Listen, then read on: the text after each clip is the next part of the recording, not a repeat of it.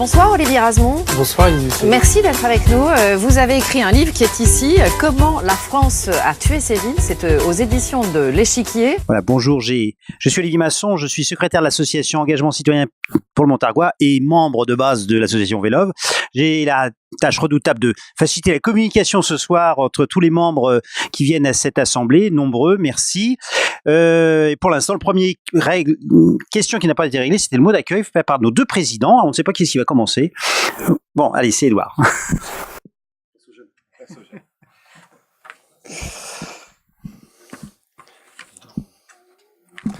Bonsoir à toutes et à tous.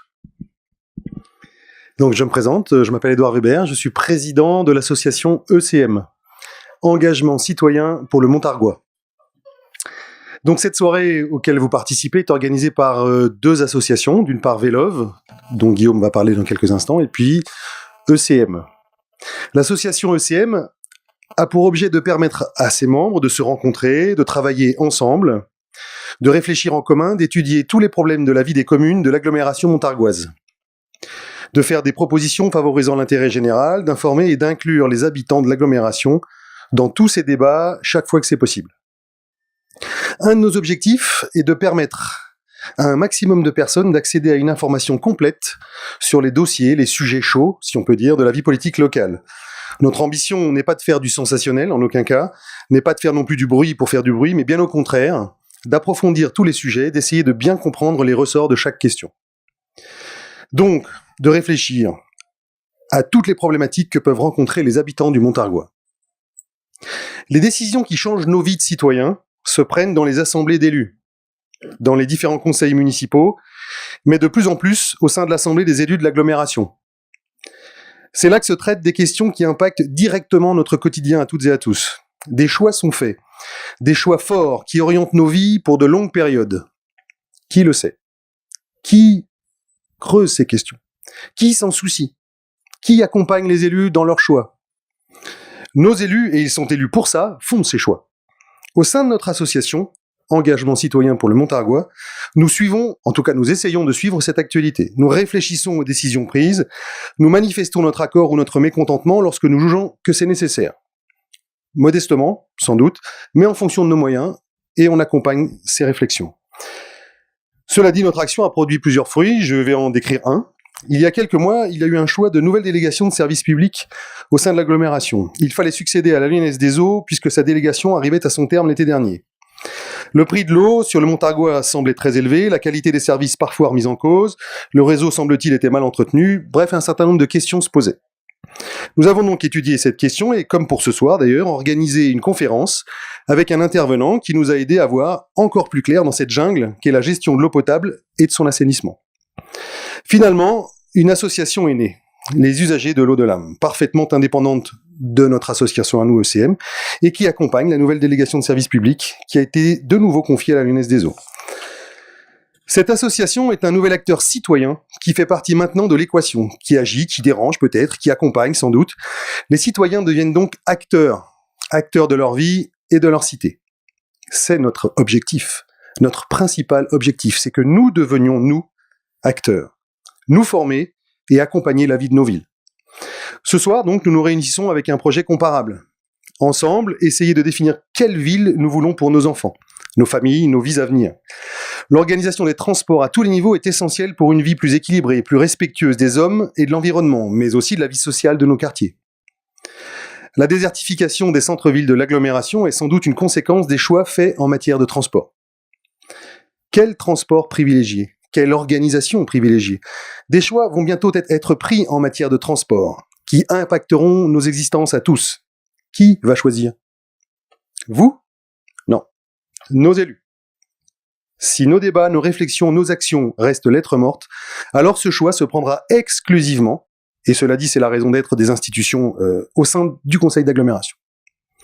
Nous pensons, nous, que les citoyens du Montargois, les usagers, les habitants, doivent avoir pour ce sujet, comme pour tous les sujets d'ailleurs, leur mot à dire. Ils ont des idées, des souhaits. Chacun d'entre nous a une dose d'expertise, même si on ne le sait pas ou si on ne le croit pas. Nos élus se doivent d'écouter leurs concitoyens, de les solliciter, de leur donner la parole. C'est une de leurs responsabilités. Et ce n'est clairement pas toujours le cas. Nous, citoyens, devons prendre notre avenir en main. C'est la raison d'être de notre association ECM. Commençons ce soir par approfondir la question, puis soyons acteurs des choix à venir en nous exprimant, en agissant dans l'intérêt général. L'association que je préside, ECM, Engagement citoyen pour le Montargois, porte en ce moment ce débat. N'hésitez pas à venir nous retrouver pour aborder ces questions dans nos réunions et partager vos compétences et vos connaissances. Merci à toutes et à tous et bonne soirée.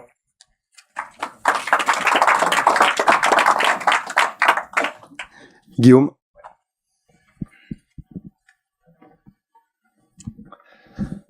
Bonsoir à toutes et à toutes. D'ici, vous êtes nombreux. Du coup, donc Vélove Montargis, pour ceux qui ne la connaîtraient pas encore, donc c'est une association toute jeune qui a 1 an et demi seulement. Comme vous l'avez vu, du coup, j'ai pas de notes. En fait, on a été un peu pris de court aujourd'hui avec quelques problèmes techniques.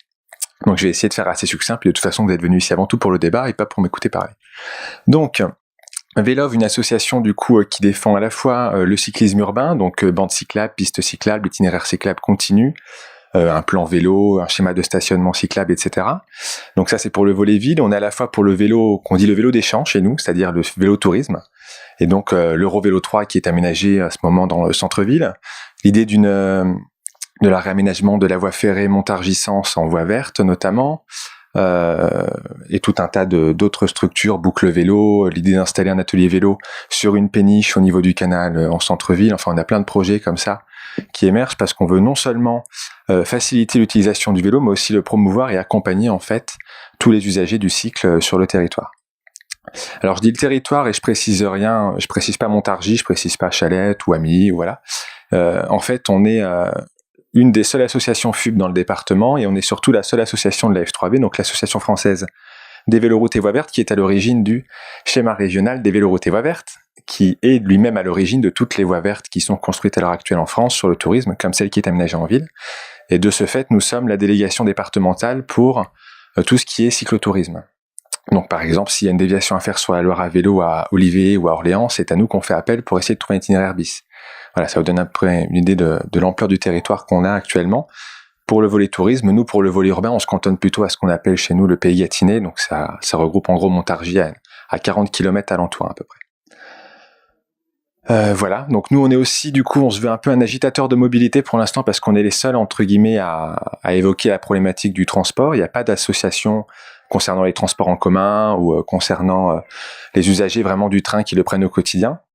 Nous, on est là aussi parce qu'on aimerait qu'à la fin de cette journée, ou que un peu plus tard, on va dire courant 2018, parce qu'on est à la fin 2017, qu'une association plus large voit le jour, où Vélove pourrait s'intégrer, une sorte de fédération locale des associations d'usagers de transport, à laquelle Vélove adhérerait en fait tout simplement parce que on déborde naturellement du fait des voies vertes sur les personnes à mobilité réduite, sur les piétons, sur tout un tas d'autres usagers. Mais voilà, nous à un moment on essaye de se recentrer aussi sur notre but premier qui est du coup les cycles. Donc voilà, j'espère que cette conférence va vous plaire. Il y a beaucoup de bénévoles qui se sont mobilisés pour faire en sorte que ce soit retransmis en direct. Et sinon vous pourrez la diffuser en replay sur YouTube, sur les réseaux sociaux à tous ceux qui ne l'auraient éventuellement pas vu. Voilà, donc je vous en dis pas plus, je laisse les questions venir après, et là ça va être normalement autour d'Olivier Razemont. Voilà, bonne conférence à tous. Oui. Voilà. Donc nous avons grand plaisir d'accueillir Olivier Razemont. C'était pas gagné il y a un mois, et puis il y a une opportunité qui s'est faite pour qu'il puisse venir au mois de décembre. Ça devait être le 13 décembre, on a décalé au 12 décembre, et donc grâce à la mobilisation et à la compétence de Vélove, en fait, on a pu faire une diffusion, une communication très large, et le résultat est ici. Hein, voilà. Et d'ailleurs, c'est grâce à Vélove qu'on a connu le nom d'Olivier Razemont, et on a aussi découvert le livre qu'il a écrit. Alors je vous en parle un petit moment parce que il se trouve qu'au fond de la salle, vous pourrez vous procurer ce livre qui est Comment la France a tué ses villes. C'est bien ça ? Voilà. Comment la France a... Et donc c'est une deuxième édition, hein, puisqu'il y a une édition fin 2016, je crois, et 2016. Cinquième édition. Oh, c'est un cinquième impression. Voilà. Voilà. Et donc vous pourrez vous le procurer après la conférence sans difficulté. Voilà. Encore merci de venir nous aider à réfléchir sur ces questions, parce qu'ici, il y a bien sûr des agitateurs d'idées, il y a des gens qui pensent qu'il y a chacun une dose d'expertise, mais on a aussi besoin de recul et on a besoin d'y voir clair. Alors, la première question, un petit peu pour démarrer, c'est ce mot mobilité qui, pour des gens qui ont une expertise dans un domaine très précis, qui connaissent ces questions-là, moi personnellement, je suis professeur d'histoire-géographie, ça me dit quelque chose, mais il y a des tas de gens pour qui ce mot mobilité ne veut pas forcément dire grand-chose. Qu'est-ce que ça veut dire? Pourquoi on l'emploie aujourd'hui, ce mot mobilité? Voilà. Olivier, je vous laisse répondre et puis on continuera. Voilà. Une petite demi-heure à peu près de présentation un petit peu de toutes ces notions et puis bien sûr après la parole à la salle pour échanger, pour partager des préoccupations, des points de vue, poser des questions, demander des précisions grâce à l'expérience très large d'Olivier Razemont, qui est journaliste, j'ai oublié de le dire, je suis désolé, voilà, qui tient un blog sur le journal Le Monde, hein, voilà, qui porte sur la mobilité justement, et donc qui a visité beaucoup de villes en France et à l'étranger aussi, et donc qui a un regard sur tout ce qui se passe, les évolutions, parce qu'on a l'impression que ce qui se passe chez nous, il y a que chez nous que ça se passe, bien sûr. Merci Olivier et merci aussi Vélove et Engagement Citoyen du Montargois. Je tâcherai de revenir une autre fois avec la tenue que je porte sur cette photo, parce que là aujourd'hui c'est pas possible de venir de cette façon. Avec le moyen de transport j'aurais pu aussi, mais en l'occurrence je pense que... merci à tous. Mais effectivement il y a un mois quand vous m'avez contacté, j'étais pas sûr. Ce livre est sorti il y a plus d'un an. Vous m'avez dit tout à l'heure, vous êtes venu le vendre. Non, je suis pas venu le vendre parce qu'il se vend déjà très bien. Donc j'ai absolument pas besoin de faire des conférences supplémentaires pour tout à fait le dire les choses comme elles sont, mais simplement par sympathie, par amitié, et aussi parce qu'à chaque fois que je fais des conférences, j'apprends des nouvelles choses, et c'est pour ça que je continue à en faire, même si c'est vrai qu'au bout d'un an, plus d'un an, ça commence à être un peu fatigant à certains moments, mais voilà. Mais disons que je suis venu à ces questions en fait en m'intéressant un peu comme toi en fait à la géographie, en me posant la question de savoir quel était le territoire. Ça m'intéresse toujours, j'adore regarder les cartes, j'adore regarder les cartes anciennes aussi, et au fur et à mesure en regardant ça, je me pose beaucoup la question des transports. J'aime bien voir où passent les lignes de train, j'aime bien voir où passent les routes, où on construit la ville, où elle s'est construite, où on la construit aujourd'hui. Je regarde ça et au fur et à mesure j'ai effectivement fait ce blog, je suis devenu journaliste, j'ai fait ce blog sur le site du Monde sur les transports initialement, et sur la manière de se déplacer au sens large en fait, de la trottinette à l'avion en passant par le paquebot, le RER et le vélo. Et puis au fur et à mesure je me suis rendu compte que ça posait beaucoup de questions. D'abord je le savais déjà, mais j'ai un peu depuis au fur et à mesure creusé comme ça, année après année. Le blog existe depuis plus de 5 ans. Et je me suis rendu compte que ça avait énormément d'implications sur le territoire. Alors j'ai fait un bouquin sur le vélo qui est paru il y a maintenant presque 4 ans, en fait en 2014, qui a été aussi qui est sorti en poche récemment. Voilà, à nous lui aussi le réimprimer bientôt, et qui s'appelle Le pouvoir de la pédale, qui parle de vélo donc. Et ça m'a donné l'occasion, après la sortie de ce bouquin, de faire ça, c'est-à-dire d'aller dans des villes et d'en parler, à l'invitation souvent d'associations de la Fédération des usagers de la bicyclette, un peu comme Vélove, et à chaque fois, ce que je vais faire demain matin, qui est partir très tôt, ce que j'aime pas faire en fait, là je suis arrivé un peu avant, en milieu de journée, pour me promener dans Montargis, parce que je connaissais pas Montargis, et j'essaie de faire ça à chaque fois, et j'essaie, souvent je reste un peu plus longtemps le matin. Là je peux pas, il y a les assises de la mobilité demain dans la journée à Porte de la Villette, et je vais y assister. Et donc, ce que j'essayais de faire à chaque fois, en faisant ça, je me suis rendu compte qu'il y avait un problème en France. Il y a beaucoup de problèmes en France. C'est quand même un pays riche, ne pleurons pas trop, mais c'est vrai qu'il y a un problème en France, en particulier avec les villes moyennes, avec les petites villes et les villes moyennes. Et ce problème, souvent, il n'est pas très connu. Il est connu localement. Il y a les vitrines vides, c'est la chose la plus visible, c'est la chose la plus frappante. On est frappé de ça, on le sait. Les commerçants évidemment le subissent en premier, et puis les élus s'en rendent compte, les habitants aussi, les associations de citoyens. Il y en a dans beaucoup d'endroits, elles sont extrêmement importantes parce qu'elles font la vitalité, elles donnent de la vitalité à la ville. Et il y en a dans beaucoup d'endroits. Il n'y a pas qu'à Montargis, il y en a à Limoges, il y en a à Castres, il y en a à Aubenas, etc. Et à chaque fois, cette situation-là, on voit ces vitrines vides, on voit que sa situation s'aggrave. C'est pas quelque chose qui est nouveau dans certains endroits, mais par contre, ça s'aggrave. On est aujourd'hui en France à un taux de vitrines vides d'après les comptages qui sont faits par une fédération d'enseignes. On est à 11,7% de vitrines vides dans toute la France, dans 350 villes en France, dans les centres-villes, dans les hyper-centres-villes. L'an dernier, on était à 11,3%, l'année d'avant à 10,4%, etc. Donc ça, c'est une situation qui s'aggrave assez nettement. Et on est donc le constat qui est fait localement. D'une part, il ne dépasse pas forcément, il ne quitte pas la situation locale, c'est-à-dire qu'on a tendance à croire à certains endroits que ça nous arrive qu'à nous. Et on m'a dit à Digne-les-Bains le mois dernier, dans les Alpes de Haute-Provence, que c'était forcément une question liée à la ruralité. On m'a expliqué à Besançon quelques jours plus tôt que c'était seulement une question qui touchait les villes de Nord-Ouest. Et à Évreux, on m'a expliqué que ça touchait le grand bassin parisien. En fait, non, toutes les villes sont touchées, sauf peut-être les très grandes, mais sinon c'est quelque chose qui est très répandu. Et puis, c'est pas non plus quelque chose qui est très connu nationalement pour une raison simple et assez, je le résume de cette façon de manière un peu, comment dire, avec juste une phrase, donc c'est vraiment un résumé. Les Parisiens ne connaissent pas la France. C'est pas juste les Parisiens, c'est pas personne connaît la France en réalité, mais simplement les décideurs politiques, économiques, médiatiques n'ont pas la connaissance des villes moyennes, pas la connaissance des petites villes.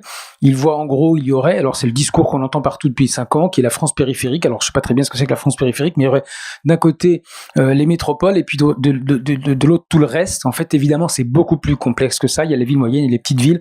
Il y a les banlieues des petites villes, les agglomérations avec 3 ou 4 villes à peu près de la même taille, c'est pas exactement la même chose. Il y a les stations touristiques, y compris dans des régions qui sont censées être déshéritées, etc. Malo-les-Bains, à côté de Dunkerque, qui fait partie de la ville de Dunkerque, par exemple, est-ce que c'est la France périphérique ou pas, etc. Il y a toute une série, la France est plus complexe que simplement une opposition, qu'on aime beaucoup les oppositions en France, mais entre quelque chose, des endroits et des gens qui seraient tous riches, et puis des endroits et des gens qui seraient tous déshérités et abandonnés, etc., etc.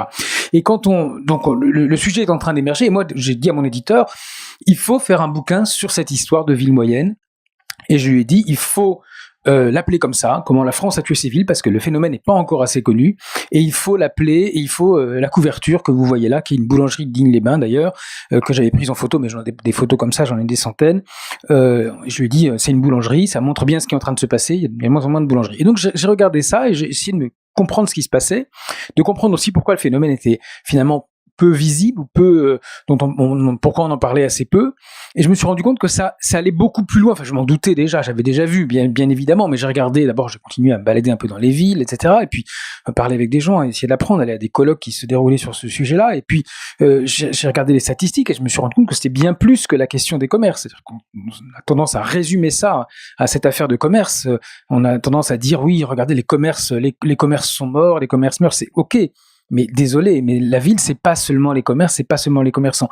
Quand on regarde les statistiques, on s'aperçoit aussi que dans toutes les villes, il y a des logements vides. Il y a, à Montargis, il y en a 14% de logements vides. Il y a la population qui diminue.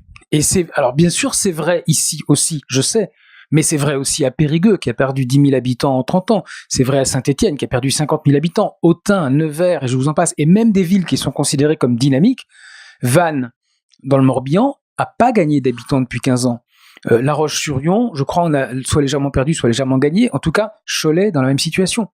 Donc des villes, même les villes d'Alsace, qui sont souvent considérées là aussi comme dynamiques, Haguenau, Colmar, connaissent également des situations assez similaires, peut-être un petit peu moins. C'est sûr que la désindustrialisation pèse parfois plus lourd à certains endroits, mais dans l'ensemble, on a des situations assez similaires. Et quand on regarde le territoire, est-ce que j'aime bien me balader. Quand j'arrive dans une ville, aujourd'hui, je me suis baladé qu'à pied. Mais souvent, ce que j'essaie de faire, si j'ai le temps, c'est de prendre le bus, c'est de louer un vélo si ça se présente. Et je me rends compte que finalement, on assiste à peu près à la même chose partout, c'est-à-dire une désorganisation de la ville, un éclatement de la ville, en fait, dans plusieurs directions. Alors, on a bien sûr le commerce, évidemment les zones commerciales qu'on continue de construire aujourd'hui, c'est pas fini, avec des chiffres qui sont assez simples. En France, la population, la croissance, la consommation continue de croître chaque année de 1 à 2% par an. C'est pas mal en fait. Enfin, c'est un pays riche là encore. Faut le rappeler aussi. Et puis alors c'est pas uniforme. Il y a des endroits où c'est plus, des endroits où c'est moins, mais bon.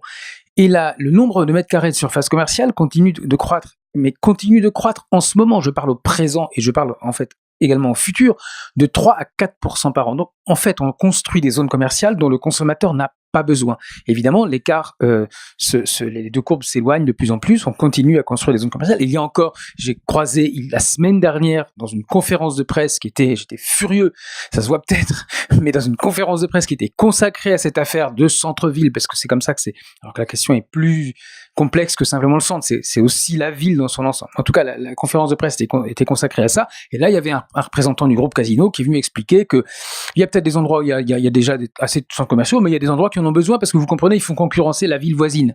C'est la grande affaire à chaque fois, et je sais que c'est le cas aussi à Soupe, donc je le dis, à chaque fois c'est pareil. Je suis allé à Nevers, on m'a expliqué qu'il fallait concurrencer Moulins et Bourges. Je suis allé à Bourges, on m'a expliqué qu'il fallait concurrencer Nevers, et vous croyez qu'à Moulins, ils essaient pas de concurrencer Nevers aussi. Et des exemples comme ça, il y en a malheureusement dans toute la France. À chaque fois, il y a cette espèce d'idée qu'on va faire un nouveau centre commercial pour concurrencer, pour empêcher l'invasion commerciale, etc. En fait, ce qu'on fait fondamentalement, c'est à chaque fois de tuer encore plus la ville, les commerces du centre et les commerces des différents quartiers qui souffrent également énormément de cette situation-là. Et en fait, on est en train, alors je vous ai parlé du commerce, mais on a fait ça dans beaucoup de villes, et je crois que c'est pas le cas à Montargis, et je trouve ça bien. Mais on a beaucoup pris les équipements de la ville. On les a mis en dehors. Il y a des tas de villes aujourd'hui encore où on prend le siège de la Banque de France et on le met à 3-4 km, c'est arrivé à Poitiers le mois dernier, où on prend un cinéma qui était dans le centre-ville, c'est arrivé à Bar-le-Duc aussi le mois dernier, et on le met à l'extérieur de la ville. On prend Pôle emploi, on fait la même chose avec l'URSSAF, avec la Caisse primaire d'assurance maladie, avec toute une série d'équipements à l'hôpital, c'est une grande affaire, et ça s'est fait, et ça continue de se faire, mais ça s'est fait massivement depuis 20 ou 30 ans, avec à chaque fois des arguments qui semblent tout à fait cohérents et logiques. On aura des locaux plus lumineux, plus grands, etc. Tout le monde plaide pour ça, on modernise, mais le résultat pratique, on se pose pas la question de l'emplacement. Je dis pas qu'il faut pas moderniser, mais on se pose jamais la question de l'emplacement. On regarde la géographie, et j'en ai croisé des géographes, moi je suis pas géographe, j'ai suivi des cours d'histoire géo, j'ai regardé des cartes un peu, je m'intéresse beaucoup à ça, mais j'ai croisé des géographes universitaires. Les journalistes font des livres en 2 ans, et ensuite ils apprennent davantage de choses que ce qu'ils ont écrit dans le bouquin. Les géographes, eux, les universitaires, ils étudient pendant 25 ans, ensuite à la fin ils sortent un livre qui résume leurs pensées. Bon, enfin, c'est très bien, moi je ne prétends pas être universitaire, je ne le serai pas, et je ne prétends pas les concurrencer. Simplement, j'en ai croisé quelques-uns qui m'expliquaient que tout ça, mais non, ça touche le nord et l'est, et puis en fait les autres régions du pays sont pas touchées du tout. Il faut regarder à l'échelle de l'agglomération. Sauf que je pense qu'à certains endroits, il faut pas regarder à l'échelle, il faut regarder à l'échelle de l'agglomération, bien sûr, mais il faut aussi regarder à l'échelle de la ville et du quartier. Et ces différentes échelles, entre le petit trait qui fait 50 mètres et le même petit trait qui fait 10 km, il faut regarder à tous ces niveaux-là pour comprendre la ville. Alors c'est pas toujours facile, c'est même assez compliqué, mais il faut le faire, et il faut se poser à chaque fois qu'on délocalise un équipement ou qu'on se dit tiens, mais ces 2 trucs de Pôle emploi on pourrait les regrouper, comme on l'a fait il y a quelques années avec la NPE et puis je sais plus quoi, la ZCDIC, qu'est-ce qu'on fait, où est-ce qu'on les met? La tentation a été de les mettre à l'extérieur. Il faut se poser la question de savoir où ça se trouve exactement, où est-ce qu'on met ça, est-ce que c'est accessible, de quelle façon, et est-ce qu'on ne pense pas, et là j'y viens parce que c'est tout à fait fondamental dans cette affaire, et je crois que c'est Édouard qui l'a dit tout à l'heure, est-ce qu'on fait un équipement, ou est-ce qu'on fait la ville en partant du principe que de toute façon tout le monde a une voiture et tout le monde va se déplacer en voiture pour tous les trajets? La réponse est généralement oui, c'est comme ça qu'on fait la ville, et c'est comme ça qu'on fait la ville depuis 50 ans. Alors, quand je dis ça, je ne dis pas, personne ne dit d'ailleurs, jamais, qu'il faut supprimer les voitures partout, personne ne dit ça, jamais.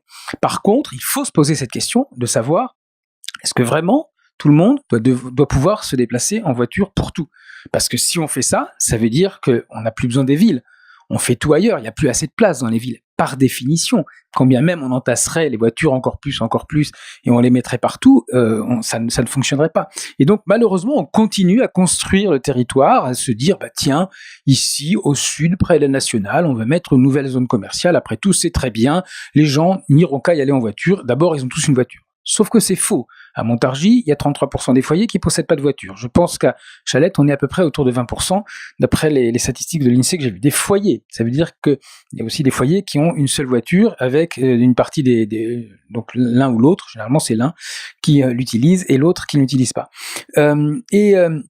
quand on regarde cette organisation de l'espace, on se dit mais on est en train de continuer en fait à organiser le territoire comme si l'espace était très large, et on le fait, on continue à se dire qu'il faut aller plus vite, plus loin. Et je l'ai vu, d'ailleurs je l'ai vu cet après-midi à Montargis, mais je l'ai vu dans beaucoup d'autres villes également.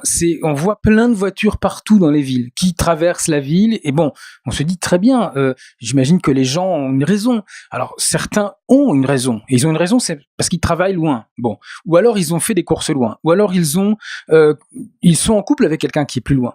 Et donc on comprend la logique. Et puis une fois qu'ils sont dans la voiture, ils continuent, ils vont plus loin, ils restent en voiture. Et puis comme c'est compliqué, parce qu'il faut se garer, mais aussi il faut faire une manœuvre. Et puis on sait pas exactement comment ça va se passer. Bon, finalement, on va aller faire les courses à la zone commerciale, c'est plus simple.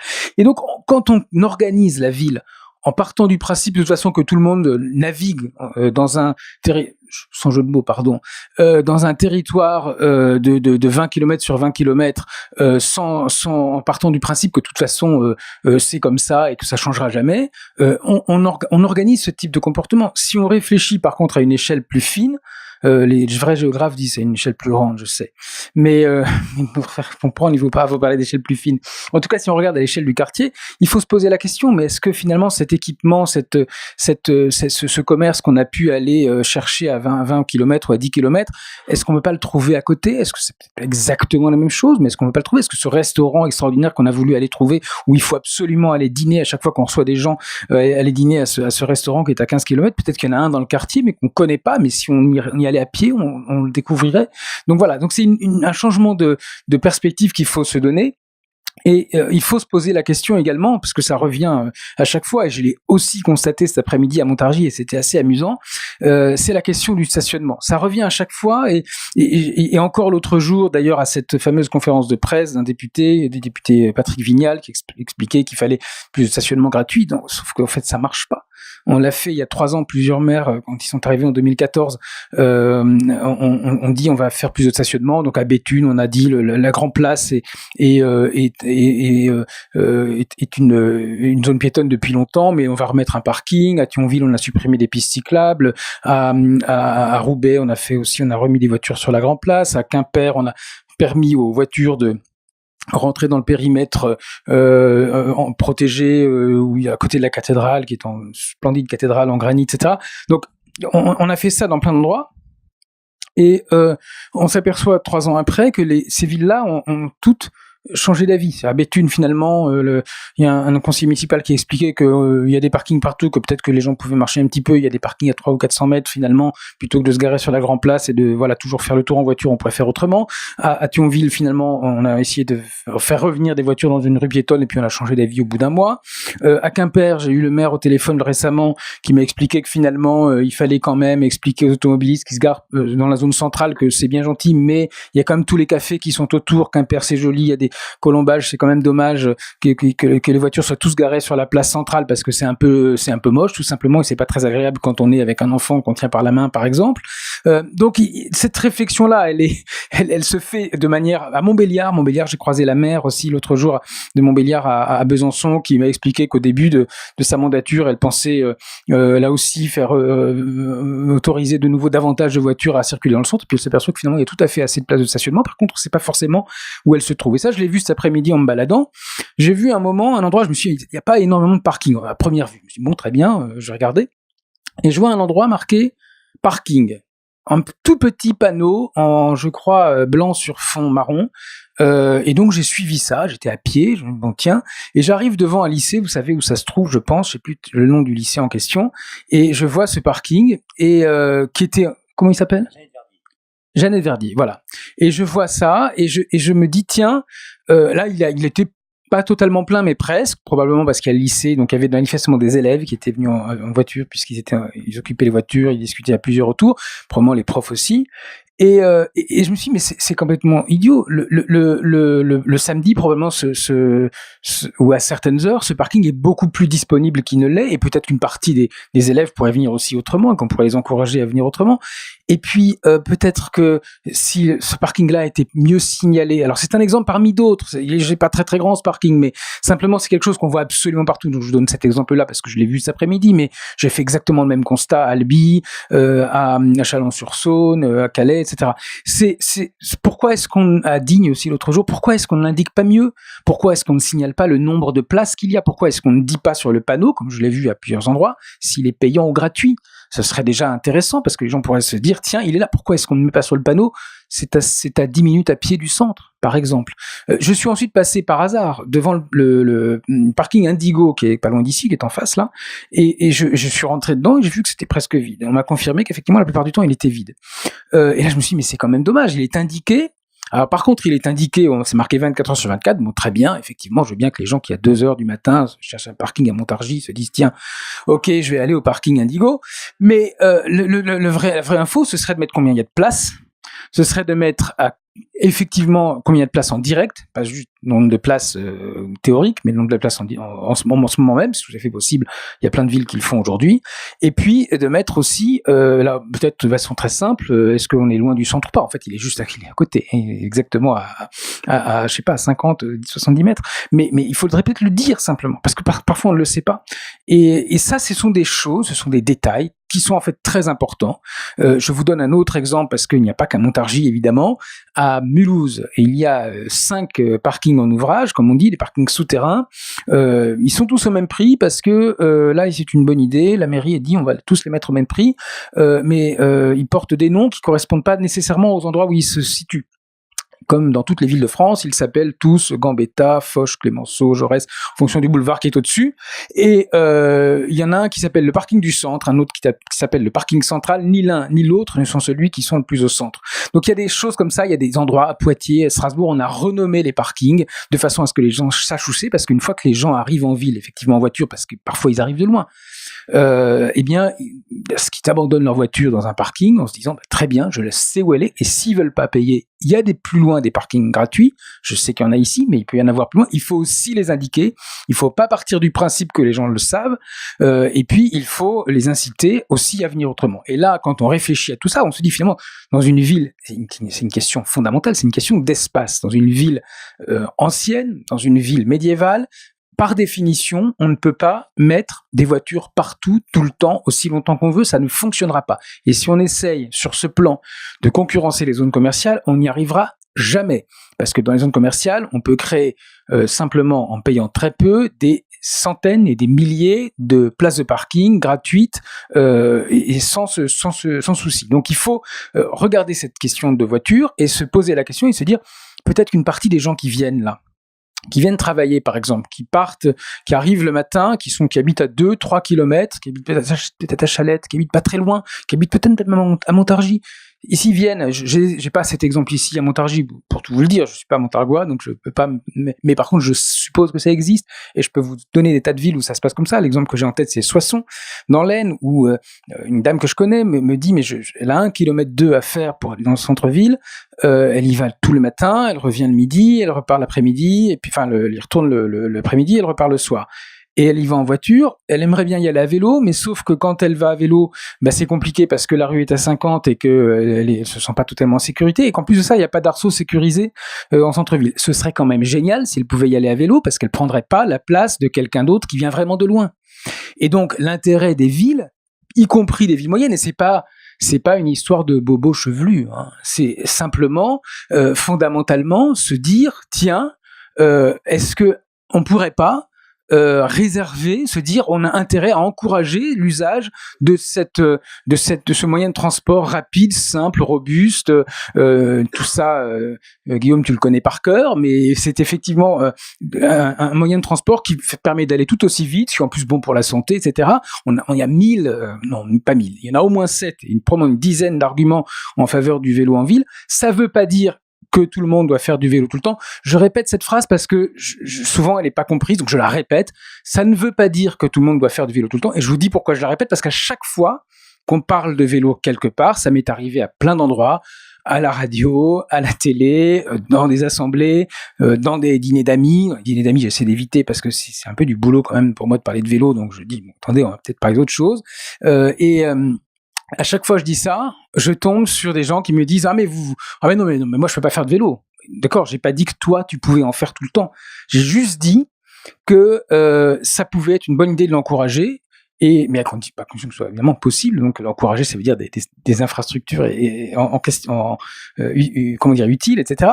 Mais ça veut pas dire tout le monde tout le temps, et c'est très important parce que très souvent on a une réaction par rapport à c'est ça qui en fait. C'est pour ça que c'est passionnant, c'est aussi pour ça que c'est fatigant de parler de ces sujets. Mais sur ces questions de déplacement, ces questions de mobilité, on a tous une expérience personnelle, et sur les questions de ville également et de commerce également, on a tous une expérience personnelle dont on est persuadé qu'au fond, il suffit de la généraliser pour avoir la vérité absolue. Et donc, à chaque fois qu'on parle de sujet, j'ai encore eu l'occasion de la discussion quand j'en ai parlé encore à cette conférence de presse avec un monsieur qui s'appelle Claude Boulle et qui est de l'Alliance du commerce, qui a été dans la promotion Voltaire avec Dominique de Villepin et François Hollande et Ségolène Royal, et avec qui j'avais déjeuné l'an dernier, qui était dit oui, c'est bien ton bouquin, c'est une bonne idée et tout. Puis quand là je le vois, je dis mais attendez, là encore, partir du principe que tout le monde doit pouvoir tout faire en voiture.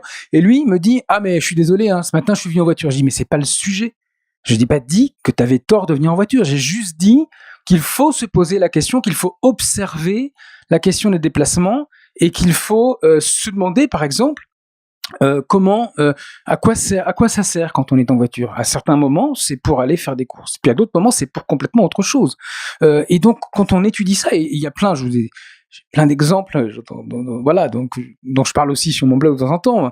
L'exemple que j'ai en tête, c'est à Vannes, une association des commerçants de Vannes, sur une place centrale, pas une place piétonne, une place où il y a en fait un stationnement, a demandé à ses clients, mais comment vous faites pour venir? Est-ce que vous venez pour nous voir? Est-ce que vous venez pour d'autres raisons? Et d'où venez-vous? Ils se sont aperçus qu'une majorité des gens qui venaient les voir en une semaine venaient en voiture, une petite majorité, quelque chose du genre 54%, je crois. Mais par contre, parmi les habitants de la ville, donc les Vanntais, il y a 55 000 habitants à Vannes, 56% venaient à pied. Donc, 56% viennent à pied. Ça ne veut pas dire qu'il faut dire aux autres qu'ils ont tort de venir en voiture, pas du tout. Par contre, il faut avoir ça en tête. Et il faut se dire, quand on doit, et d'ailleurs c'est ce qu'ils ont fait, ils ont dit, puisque c'est ça, on veut des stationnements qui sont gratuits un quart d'heure, mais après par contre on veut que la police municipale passe pour éviter les voitures ventouses. Le système va changer le mois prochain, comme vous savez sans doute, ou peut-être le système de stationnement payant, mais en tout cas là c'était ça l'idée. Et puis on veut aussi avoir des arceaux à vélo pour que les gens puissent venir à vélo, etc. Parce qu'ils ont demandé à leurs clients. Et donc c'est des choses assez simples en fait. Il faut regarder, et on a besoin, et dans ce domaine-là c'est assez frappant, dans le domaine de la ville en particulier, on a très souvent besoin de faits, besoin de connaissances, au-delà de notre simple expérience personnelle qui est tout à fait valable et tout à fait juste également, mais qu'on ne devrait pas forcément généraliser.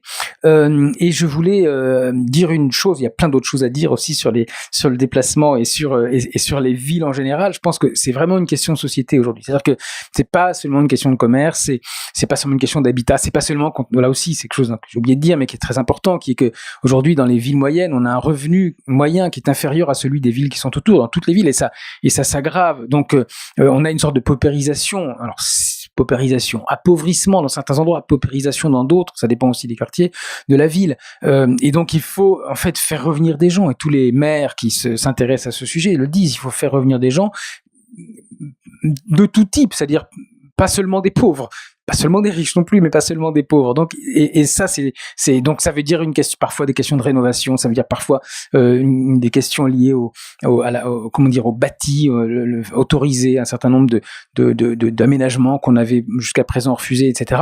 Et puis c'est une question finalement les villes sont des lieux de rencontres. Ici, on est dans une ville et ça se voit parce qu'on est nombreux et parce que finalement, c'est le lieu où on se retrouve. C'est un lieu où on se rencontre parfois, puis c'est un lieu où on se rencontre pas forcément, mais par contre, c'est un lieu où on se croise. C'est un lieu où on se voit. Et c'est un lieu où peuvent naître des choses. Et évidemment, c'est un lieu d'histoire. Et quand on oublie les villes dans un pays d'Europe, Europe, de la vieille Europe, ça veut dire quelque chose, c'est assez inquiétant. Je terminerai simplement en vous donnant un exemple, puisque effectivement, je connais pas mal, j'ai beaucoup voyagé avant, parce que enfin, je voyage beaucoup en France maintenant, mais j'ai voyagé dans le monde avant et en Europe aussi. Et je connais bien, donc plutôt bien, je sais pas, je connais comme un peu beaucoup de gens les villes, les grandes villes des pays d'Europe. Et là, j'ai voulu aller voir les villes moyennes justement que je connaissais pas forcément. Je suis allé à Brûle. Brûle, c'est une petite ville en Allemagne, entre Bonn et Cologne, à 14 km de Cologne, donc c'est pas tout à fait la banlieue de Cologne quand même, mais c'est 14 km, c'est pas voilà. Et je me suis aperçu une chose, il y a 45 000 habitants, mais il y a 25 000 habitants dans le centre. C'est-à-dire qu'en fait, les communes allemandes sont beaucoup plus grandes. Et on a donc 25 000 habitants qui peuvent, à mon avis, seraient en France, ça ferait à peu près une commune de 25 000 habitants. Et j'ai constaté, d'abord, il y a peu de vitrines vides, il y en a, mais il y en a beaucoup moins dans une ville française de cette taille. Il y a un plateau piétonnier très élargi. Donc là, je ne dis pas qu'il faut tout piétoniser, mais par contre, ce qui est là, ça m'a semblé très intéressant, c'est que il y a une gradation quand on quitte ce plateau piétonnier, c'est-à-dire c'est les rues piétonnes en fait. On n'est pas tout de suite confronté à des boulevards très passants ou des espèces de demi-autoroutes avec des gens des voitures qui vont très vite, etc., avec très peu de trottoirs. Au contraire, il y a une sorte d'évolution. D'abord, on passe dans une zone 20, puis dans une zone 30, et puis dans un quartier dans lequel il y a des trottoirs, et puis les voitures roulent plus vite, et puis après seulement, on arrive à un endroit où il y a des boulevards très, très rapides, etc. Et ça m'a semblé intéressant parce que ça veut dire que au fond, dans une ville comme Brûle, il y a des gares aussi qui sont de chaque côté de la ville, qui sont tout à fait, c'est gentil, accessibles à pied, en particulier de plein pied, sans avoir. Donc c'est très simple avec une poussette, c'est très simple avec un fauteuil roulant, c'est très simple évidemment à vélo.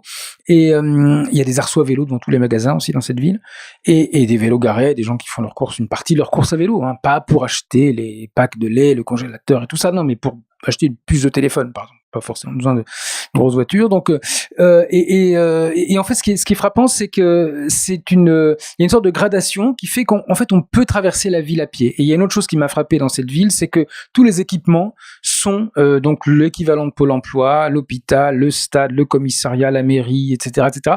Tout ça, c'est en ville. Et ça m'a semblé, ça veut pas dire que l'Allemagne est un pays modèle pour tout, mais ça veut dire que, et on me l'a confirmé, après j'ai rencontré des urbanistes qui m'ont expliqué ça, qui m'ont dit en fait, finalement, on a une réflexion, c'est souvent au niveau des lenders d'ailleurs que ça se passe, sur cette question urbaine depuis longtemps, et on fait très attention à ça pour des raisons historiques diverses, parce que le pays est plus dense, parce que le pays a un rapport différent avec ses villes, avec l'histoire de ses villes elles-mêmes. En Italie, en Allemagne, les villes étaient depuis le XVIe siècle, avaient des universités par exemple. J'exagère un petit peu, mais il y a comme ça un attachement à la ville plus fort qu'en France, où on a parsemer le territoire de préfecture et de sous-préfecture à un moment, avec un rapport à la ville, comme il y avait la majorité de la population est restée rurale jusqu'à il y a moins de 100 ans. Et donc voilà, ça m'a semblé très intéressant. Je pense qu'il faut, c'est cette question-là, je suis content de voir, parce que évidemment de voir une association pro-vélo, parce qu'il y en a maintenant dans beaucoup de villes et pas seulement dans les très grandes, donc c'est très intéressant, qui se préoccupe, parce qu'à vélo, quand on a vélo, c'est extraordinaire, on voit tout. On peut traverser la ville très facilement, et puis on voit les endroits où il y a un problème, les endroits où il y en a pas, les endroits où on peut, où effectivement qui sont très routiers, les autres endroits qui ne le sont pas. Et ça me semble tout à fait significatif qu'à Montargis il y ait à la fois une association pro vélo et une association de citoyens.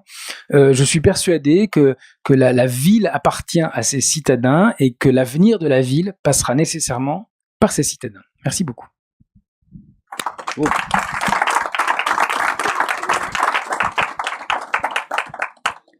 J'avais prévu plein de questions de relance, je vais les ranger, c'est pas la peine. On a bien suivi là le raisonnement. Enfin, moi j'ai trouvé que donc au départ un constat un petit peu difficile, qui relatait des choses qui existent peut-être depuis longtemps, la concurrence par exemple entre les zones commerciales et les centres-villes, mais bien au-delà l'éclatement de la ville. Et moi je note quelques petits points de choses qui ont été dites qui m'a un petit peu aiguisé la réflexion sur la question de d'abord l'accessibilité qui doit être posée quand on fait un aménagement, sur l'importance qui est donnée aux détails. C'est vraiment, on n'y pense pas, par exemple, sur l'exemple des parkings, des arceaux pour les vélos. Voilà, et je remercie aussi quelqu'un de l'association qui a bien veillé aux détails, qu'il fallait de l'eau aussi, parce que ça, j'y avais pas pensé. Voilà. Et ensuite, avant de passer aux solutions, par exemple l'exemple de Brûle, voilà, mais avant de passer un petit peu aux solutions, aux perspectives, à ce qui peut nous faire rêver la ville de demain, il y a cette réflexion à propos de Claude Boulle, c'est dire faut observer la question des déplacements, et je dirais, ce que vous avez dit, c'est il n'y a pas d'injonction à faire du vélo ou à faire quelque chose, voilà, il n'y a pas une obligation morale, voilà, on est vraiment donc observons ce qui se passe, et après tout, on va inciter, on va trouver aussi des solutions. Ne plaçons pas ça sous le registre un peu moral, voilà. Alors maintenant, c'est un petit peu les réflexions que je retire de l'exposé que tu viens de faire, et bien, je vais en donner la parole à la salle. Alors là, comme on voit qu'il y a beaucoup de monde, alors c'est avec ce micro avec celui-là, voilà. Donc Eddy a un micro qu'il va faire circuler. Je vous propose peut-être qu'on prenne 2-3 interventions, peut-être, que ça permettra à Olivier Rasmont, là, qui vient de parler, d'organiser sa réponse, et puis il répondra aux questions, et dans la mesure où voilà. Et puis ça peut être tout simplement aussi un partage d'expérience, de témoignages, puisqu'on a tous aussi une expertise. Bonsoir, donc Iba Pruneau, maire adjointe à la ville de Chalette. Je me permets de prendre la parole en présence de monsieur le maire Franck de Beaumont qui est à mes côtés, et Céline Wattebled, directrice générale adjointe des services de la ville de Chalette.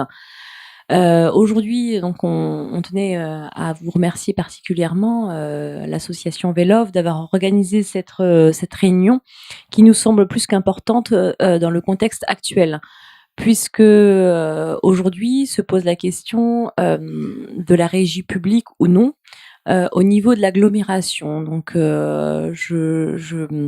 ma collègue et moi-même présidons, nous sommes à la commission des transports au niveau de l'agglomération,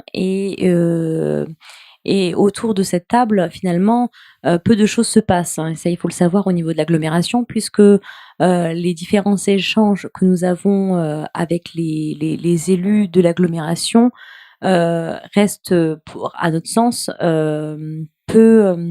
peu distincts au niveau de la population. C'est-à-dire que nous demandons certains moyens qui soient déployés pour la population chalettoise, mais au niveau de l'agglomération, en termes de transport commun. Et finalement, nos voix sont peu entendues. On a pu voir lors des dernières commissions que le tarif a pu augmenter au niveau des tarifs de transport en commun avec Amélis, malgré le chiffre d'affaires important de cette société. Et nous demandons que justement, à travers ce travail qui est fait pour l'écriture de cette régie publique ou non, ou DSP, qu'on puisse justement écouter la parole des habitants, et notamment des habitants de l'agglomération. Nous avons fait un travail très important au niveau de Chalette, en questionnant les habitants sur leurs besoins au quotidien. Donc, à travers les salariés chalettois, mais aussi les demandeurs d'emploi et les étudiants, ainsi que les scolaires. Nous avons pu constater qu'à travers ce questionnaire d'à peu près 5 questions, nous avons constaté que le service qui est déployé sur la ville sur le Montargois, sur l'agglomération, ne répond pas aux besoins des chalettois, ne répond pas aux besoins des citoyens de l'agglomération. On peut voir que les travailleurs, par exemple, ne peuvent pas prendre les transports en commun pour aller travailler, pour se rendre à leur lieu de travail. Ce qui est problématique si on porte une politique de développement durable avec l'agenda 21 de l'agglomération, mais aussi des différentes villes qui se sont engagées pour l'agenda 21. Les salariés, très clairement, aujourd'hui, avec leurs horaires de travail, la flexibilité des entreprises, on peut parler par exemple d'une Shinson, une grande entreprise à Chalette. Les salariés ne peuvent pas se permettre de prendre les transports en commun aujourd'hui. Pour les demandeurs d'emploi, le tarif reste très élevé, puisque les demandeurs d'emploi vont payer à peu près 1,20 €, 1,30 € pour un trajet, et ne peuvent pas se rendre très rapidement sur un lieu fixe, puisqu'il y a un arrêt place Mirabeau qui est conséquent, à peu près de 30 à 35 minutes. Donc si on part de Chalette pour se rendre à Milly, par exemple, il y a un arrêt à Mirabeau de 35 minutes. puis ensuite de nouveau un bus pour se rendre au lieu fixe. Donc on a à peu près en moyenne 1 heure de trajet sur une agglomération qui est quand même d'une superficie qui n'est pas très importante. Donc on peut se poser la question de pourquoi mettre autant de temps en transport en commun sur une petite agglomération. On reprend aussi donc ce qui a été constaté auprès des habitants, c'est au niveau de l'hôpital et puis du centre municipal de santé de la ville de Chalette. Donc un centre municipal de santé qui a été créé il y a quelques mois. On peut se poser la question que les Chalettois ne peuvent pas se rendre rapidement, voire directement chez un médecin traitant dans de bonnes conditions, c'est-à-dire que en partant par exemple d'un quartier tel que le Lancy, pour arriver au bourg de Chalette, va devoir s'arrêter à place Mirabeau-Montargis, attendre une demi-heure pour prendre une nouvelle ligne, pour se rendre chez le médecin.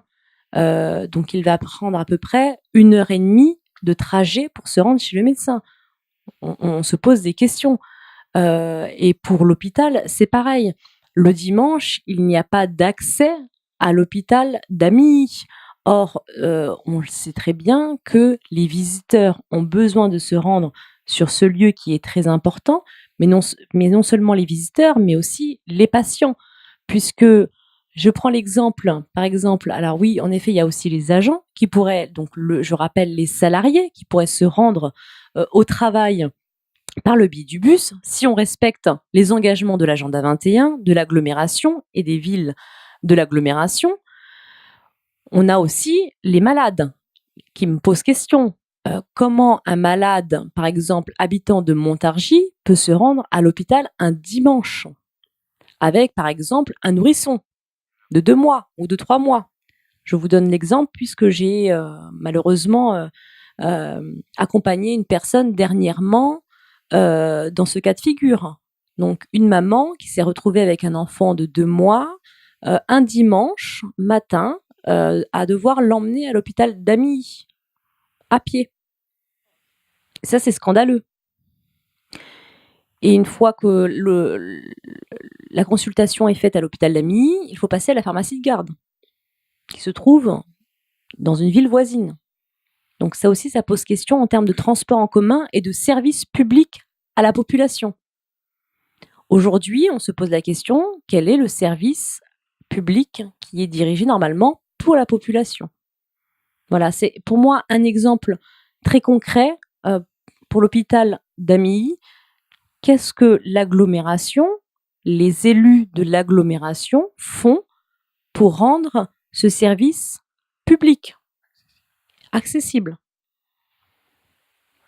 Aujourd'hui, il faut savoir que il y a des décisions qui vont être prises, et notamment au mois de janvier, sur un cahier des charges fait par l'agglomération.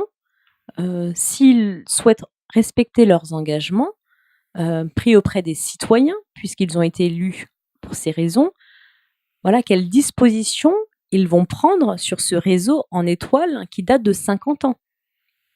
Et effectivement, je crois que Olivier Rasmond l'a montré aussi qu'il faut repenser la ville, et je pense que effectivement, alors vous faites les préoccupations. On sait que la mairie de Chalette a lancé depuis un certain temps là des concertations sur ces questions-là. On va prendre plusieurs interventions sur des lieux différents, sur des problématiques différentes, voilà, pour partager, voilà. Et puis Olivier Rasmond pourra peut-être pas réagir surtout, parce que comme il l'a dit, il n'habite pas à Montargis, mais il est là aussi pour écouter. Il est très... Oui, vous n'habitez pas à Montargis et donc vous n'avez pas voilà, un avis, mais par contre vous êtes intéressé par toutes ces questions-là. Ouais. Donc je suis Magali Sautreuil, j'habite et je travaille en partie à Dordives et en partie à Paris. Pour moi, les transports en commun et la marche à pied, c'est quand je peux me débrouiller sans voiture, j'ai l'impression d'être plus libre que quand je suis obligée de prendre la voiture. Et pour travailler à cheval dans le Loiret et sur la région parisienne, les transports s'arrêtent souvent à la frontière. Et j'ai des touristes du Louvre qui m'avaient dit quelque chose qui m'avait fait rêver. J'ai une touriste qui était une copiste qui m'a dit: j'ai été aux Pays-Bas j'ai pas besoin de la voiture parce que toutes les villes étaient accessibles en transport en commun, à vélo ou à pied. Et je me demandais pourquoi en France on n'avait pas cette vision transversale sur l'ensemble du territoire et que chacun ne fasse pas les choses dans son coin, puisqu'il y a et même en cours d'histoire géo, quand il y avait début du chemin de fer en 1850, quand on voit les tracés de chemin de fer, on voit que la France était beaucoup plus ferrée qu'aujourd'hui et qu'il y a eu un parti pris pour la voiture et plein de voies ferrées qui ont été désaffectées. Et on se demande pourquoi un tel choix. Voilà. Edouard Rébert, engagement citoyen pour le Montargois. Certaines villes de France ont fait une expérience de rendre les transports en commun gratuits. Enfin, gratuits en tous les cas pour les usagers, et en revanche financés soit par la ville, soit fait par le Conseil général, ou peut-être la région. Est-ce qu'il y a un retour par rapport à ces expériences? Est-ce que ce serait une démarche qui serait généralisable dans des communes ou dans des agglomérations comme la nôtre, selon vous? Alors oui, j'ai pas réponse à tout, désolé. Et notamment concernant le Montargois, je suis pas. Mais effectivement, des questions liées, comme vous l'avez dit, madame, de transport mal adapté, il y en a malheureusement partout. Moi, j'en vois absolument partout. Et c'est vrai que si on a un réseau en étoile dans une agglomération où il y a 3 villes à peu près de la même taille, ça pose problème, clairement. Et puis, parfois, et ça, moi, je le vois dans beaucoup d'endroits, c'est les arrêts de bus qui sont pas signalés, qui sont pas visibles, tout simplement. C'est les arrêts de bus qui sont sur des trottoirs il y a un trottoir à cet endroit-là, mais pas plus loin. Il n'y a pas de continuité de la même façon qu'il n'y a pas forcément une continuité des itinéraires cyclables, il n'y a pas forcément non plus une continuité des itinéraires piétons, ou alors c'est compliqué, ou quand il y a des travaux, sur le trottoir, ou parfois des travaux dans un immeuble, on se soucie pas du trottoir et les gens sont censés se débrouiller ou alors traverser, et puis voilà, piétons passer par là, et puis c'est tout, et on repeint pas, ce qui fait que c'est assez compliqué, c'est potentiellement dangereux, en tout cas c'est pas sécurisant. Et donc, ça veut dire que l'arrêt de bus, on y accède plus difficilement également. Des exemples comme ça, j'en ai beaucoup. Et des exemples, et donc, je suis d'accord avec vous, effectivement, c'est des choses qui doivent être prises en compte, qui doivent être réfléchies. Je pense qu'il faut, quand on est responsable d'une ville, je suppose que vous le faites, élu aussi, prendre les transports publics régulièrement pour voir comment ça fonctionne. Parce que j'ai eu ce constat dans beaucoup d'endroits avec des élus qui ne les prennent pas, sauf le jour d'inauguration, et puis c'est tout, à l'aller, et puis pas au retour parce qu'on vient de chercher en voiture. Et ça, il faut le voir, parce que c'est tout à fait la logique. Et on m'a parlé tout à l'heure, c'était amusant d'ailleurs tout à l'heure, avant on s'était donné rendez-vous à 5h, et en fait, on a évoqué avec plusieurs personnes qui sont là ce soir, on était 4 ou 5 ou 6, la question des transports. Et puis ils sont venus assez vite, effectivement, la question des transports avec l'Île-de-France. Et puis en fait, au fil de la discussion, on s'est mis à parler de la police municipale, on s'est mis à parler de la question de la santé. Au moins, on m'a demandé ce que je pensais de savoir s'il fallait qu'il y ait plus de médecins, etc. Ou si, à la vie. On m'a demandé, on a ensuite continué à discuter évidemment, on a parlé du commerce, etc. Donc, on s'aperçoit que les transports sont au cœur de beaucoup de choses. Et effectivement, on a en France ce cloisonnement systématique entre les différents niveaux de collectivité, qui est un énorme problème, qui résulte du fait que les transports sont pas considérés comme un sujet sérieux, généralement. C'est considéré, moi j'avais rencontré un adjoint au maire un vice-président de Périgueux qui m'avait expliqué qu'il avait choisi comme délégation les transports parce que c'était peinard. Il s'est aperçu assez vite que c'était pas peinard. Et en fait, on ne considère pas, on ne prend pas ce sujet. On croit que c'est un sujet technique. On croit parfois que, en fait, c'est un sujet de. C'est pour ça qu'Alain Vidalis, qui était spécialiste en droit du travail, s'était retrouvé ministre des Transports. C'est parce qu'il était spécialiste de la négociation. Donc on lui a dit, il y a beaucoup de syndiqués, t'as qu'à y aller. Voilà. On croit que c'est un sujet social ou technique, et on s'aperçoit pas que c'est un sujet à la fois de vie quotidienne, aussi de grandes infrastructures, mais qu'il y a des liens entre les deux. Il n'y a pas d'un côté, et dans les pages des journaux, c'est la même chose. Il n'y a pas d'un côté les pages des journaux qui traitent uniquement des grandes infrastructures, et de l'autre, ceux qui traitent de la vie quotidienne des transports, etc. Donc, les choses sont totalement liées. Et si on fait des grandes infrastructures, si on fait des grandes gares magnifiques du Grand Paris, par exemple, sans mettre des trottoirs devant et sans permettre aux gens d'y accéder facilement en bus ou à vélo, ou si le bus doit faire tout un tas de circonvolutions avant d'arriver à proximité, et s'il n'a pas la priorité, eh ben, ça servira à rien parce que les gens iront tous en voiture, ça sera vite encombré et donc ils prendront pas les transports en question. Donc, c'est des choses, c'est des détails. Le diable est vraiment complètement, et c'est pas seulement le diable qui est dans les détails. Et alors, pour ce qui concerne effectivement les différents niveaux de collectivité, clairement entre l'Île-de-France et les autres régions, et ça vaut aussi pour les Hauts-de-France, maintenant la Picardie, et ça vaut pour la Normandie, on a ce décalage-là avec ces intérêts en fait qui sont pas les mêmes, qui sont divergents entre deux autorités publiques. Alors il se trouve que là, en l'occurrence, c'est pas le même parti, mais quand même c'est le même parti. En Picardie, c'est la même chose, hein, donc ça pose le même problème. Et puis, et c'est vrai, et vous le savez très bien aussi, et c'est ce qu'on m'a expliqué tout à l'heure, entre la région et le département, avec les cars départementaux qui sont passés à la région, et avec qui ont donc cette espèce d'incompréhension qui fait que c'est gratuit, on y vient en transport gratuit pour les collégiens quand ils sont dans les cars ex-départementaux désormais régionaux, mais pas dans les cars de l'agglomération et dans les bus de l'agglomération. Donc une incompréhension de la part du voyageur tout simplement, qui lui-même, pas plus que tout le monde, ne fait vraiment attention au transport. On a une exigence vis-à-vis des transports, tous les transports, c'est-à-dire qu'on veut sa place de parking, on veut que le train arrive à l'heure, on veut, etc. Ça peut sembler tout à fait logique, mais on ne doit jamais oublier que tout ça, c'est aussi des grandes infrastructures, tout ça, c'est des décisions à un moment, ou des non-décisions d'ailleurs, que c'est, si les lignes de train, il y en a moins qu'avant, c'est aussi parce qu'on ne les a pas entretenues, qu'effectivement, comme vous l'avez dit, on a pensé, et je connais beaucoup d'élus dans toute la France qui ont toujours réclamé et continuent à réclamer des autoroutes, des rocades, des échangeurs, etc., en disant, mais en même temps, on voudrait une gare et des trains, oui, mais sauf que si on veut les deux, ça marchera pas, parce que ça sera soit l'un soit l'autre, et assez vite, ça sera l'un, parce que si c'est simple de faire en voiture, les gens vont faire en voiture, la plupart d'entre eux. Et donc, finalement, ça m'a frappé, ça, j'ai pensé à ça l'autre jour en gare de Limoges, magnifique gare, voie ferrée superbe, etc., conçue au 19e siècle pour ces trains qui avaient la vapeur, et donc grande gare, etc. Et je vois une sorte de minuscule, ridicule petit suppositoire de la région Nouvelle-Aquitaine maintenant, ex-Limousin, qui passait là, qui était un TER qui faisait Limoges-Angoulême. On a fait des superbes infrastructures ferroviaires qui vont bientôt tomber en ruine parce qu'il n'y a plus que 80 ou 100 passagers au maximum par petit train qui passe toutes les heures. Ça n'a donc plus de sens. Pourquoi entretenir? En effet, quand il y a des lignes de train qui ferment, je le regrette, quand il y a des lignes de train qui ferment, mais la raison, c'est que fondamentalement, on a avantagé la route. À un moment, il y a des choix qui sont faits, et donc si on continue à faire ces choix, on va toujours dans la même direction. Les transports gratuits, alors moi je dis dès que je peux que les transports, c'est jamais gratuit. C'est jamais gratuit, et ça peut éventuellement à certains moments, pour certains publics, peut-être être gratuit, mais il y a toujours quelqu'un qui paye.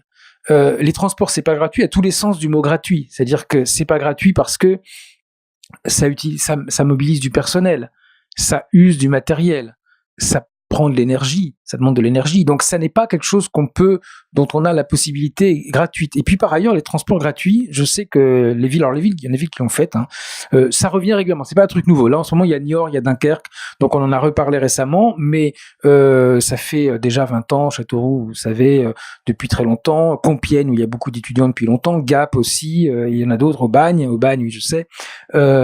C'est pas gratuit pour le contribuable du tout, et ça n'a pas vraiment d'effet. C'est-à-dire qu'il y a peut-être plus de monde dans les bus à un moment, mais il n'y a pas forcément moins de bus en voiture, de monde en voiture, si c'est l'objectif. Je sais pas si c'est l'objectif. Tout ne se résume pas au développement durable, même si évidemment je soutiens tout ça, mais on a tendance à imaginer que parce que ça sera gratuit, les gens vont le prendre. En fait, non. Quand on a les études qui ont été faites notamment à Châteauroux et à Gap, je crois, et à Aubagne aussi, ont montré qu'en fait c'était des gens qui auparavant se déplaçaient plutôt à pied, ou plutôt des trajets. C'est pas des gens, c'est pas en termes de gens qu'il faut compter, c'est en termes de trajets. C'est des trajets qui avaient tendance plutôt à se faire à pied. Et d'ailleurs, on le voit, quand on a un abonnement, on a tendance à aussi faire de cette façon. Comme c'est gratuit pour moi, parce qu'en fait, j'ai déjà payé l'abonnement, ou qu'on l'a payé pour moi, du coup, qu'est-ce que je fais? Je le prends. Et donc, ça a tendance à plutôt dissuader les autres moyens de transport qui sont pas la voiture également. Donc ça a un effet. Le fait de faire des transports scolaires gratuits a en fait contribué à tuer le vélo, littéralement, dans les zones où il était utilisé jusqu'aux années 60-70.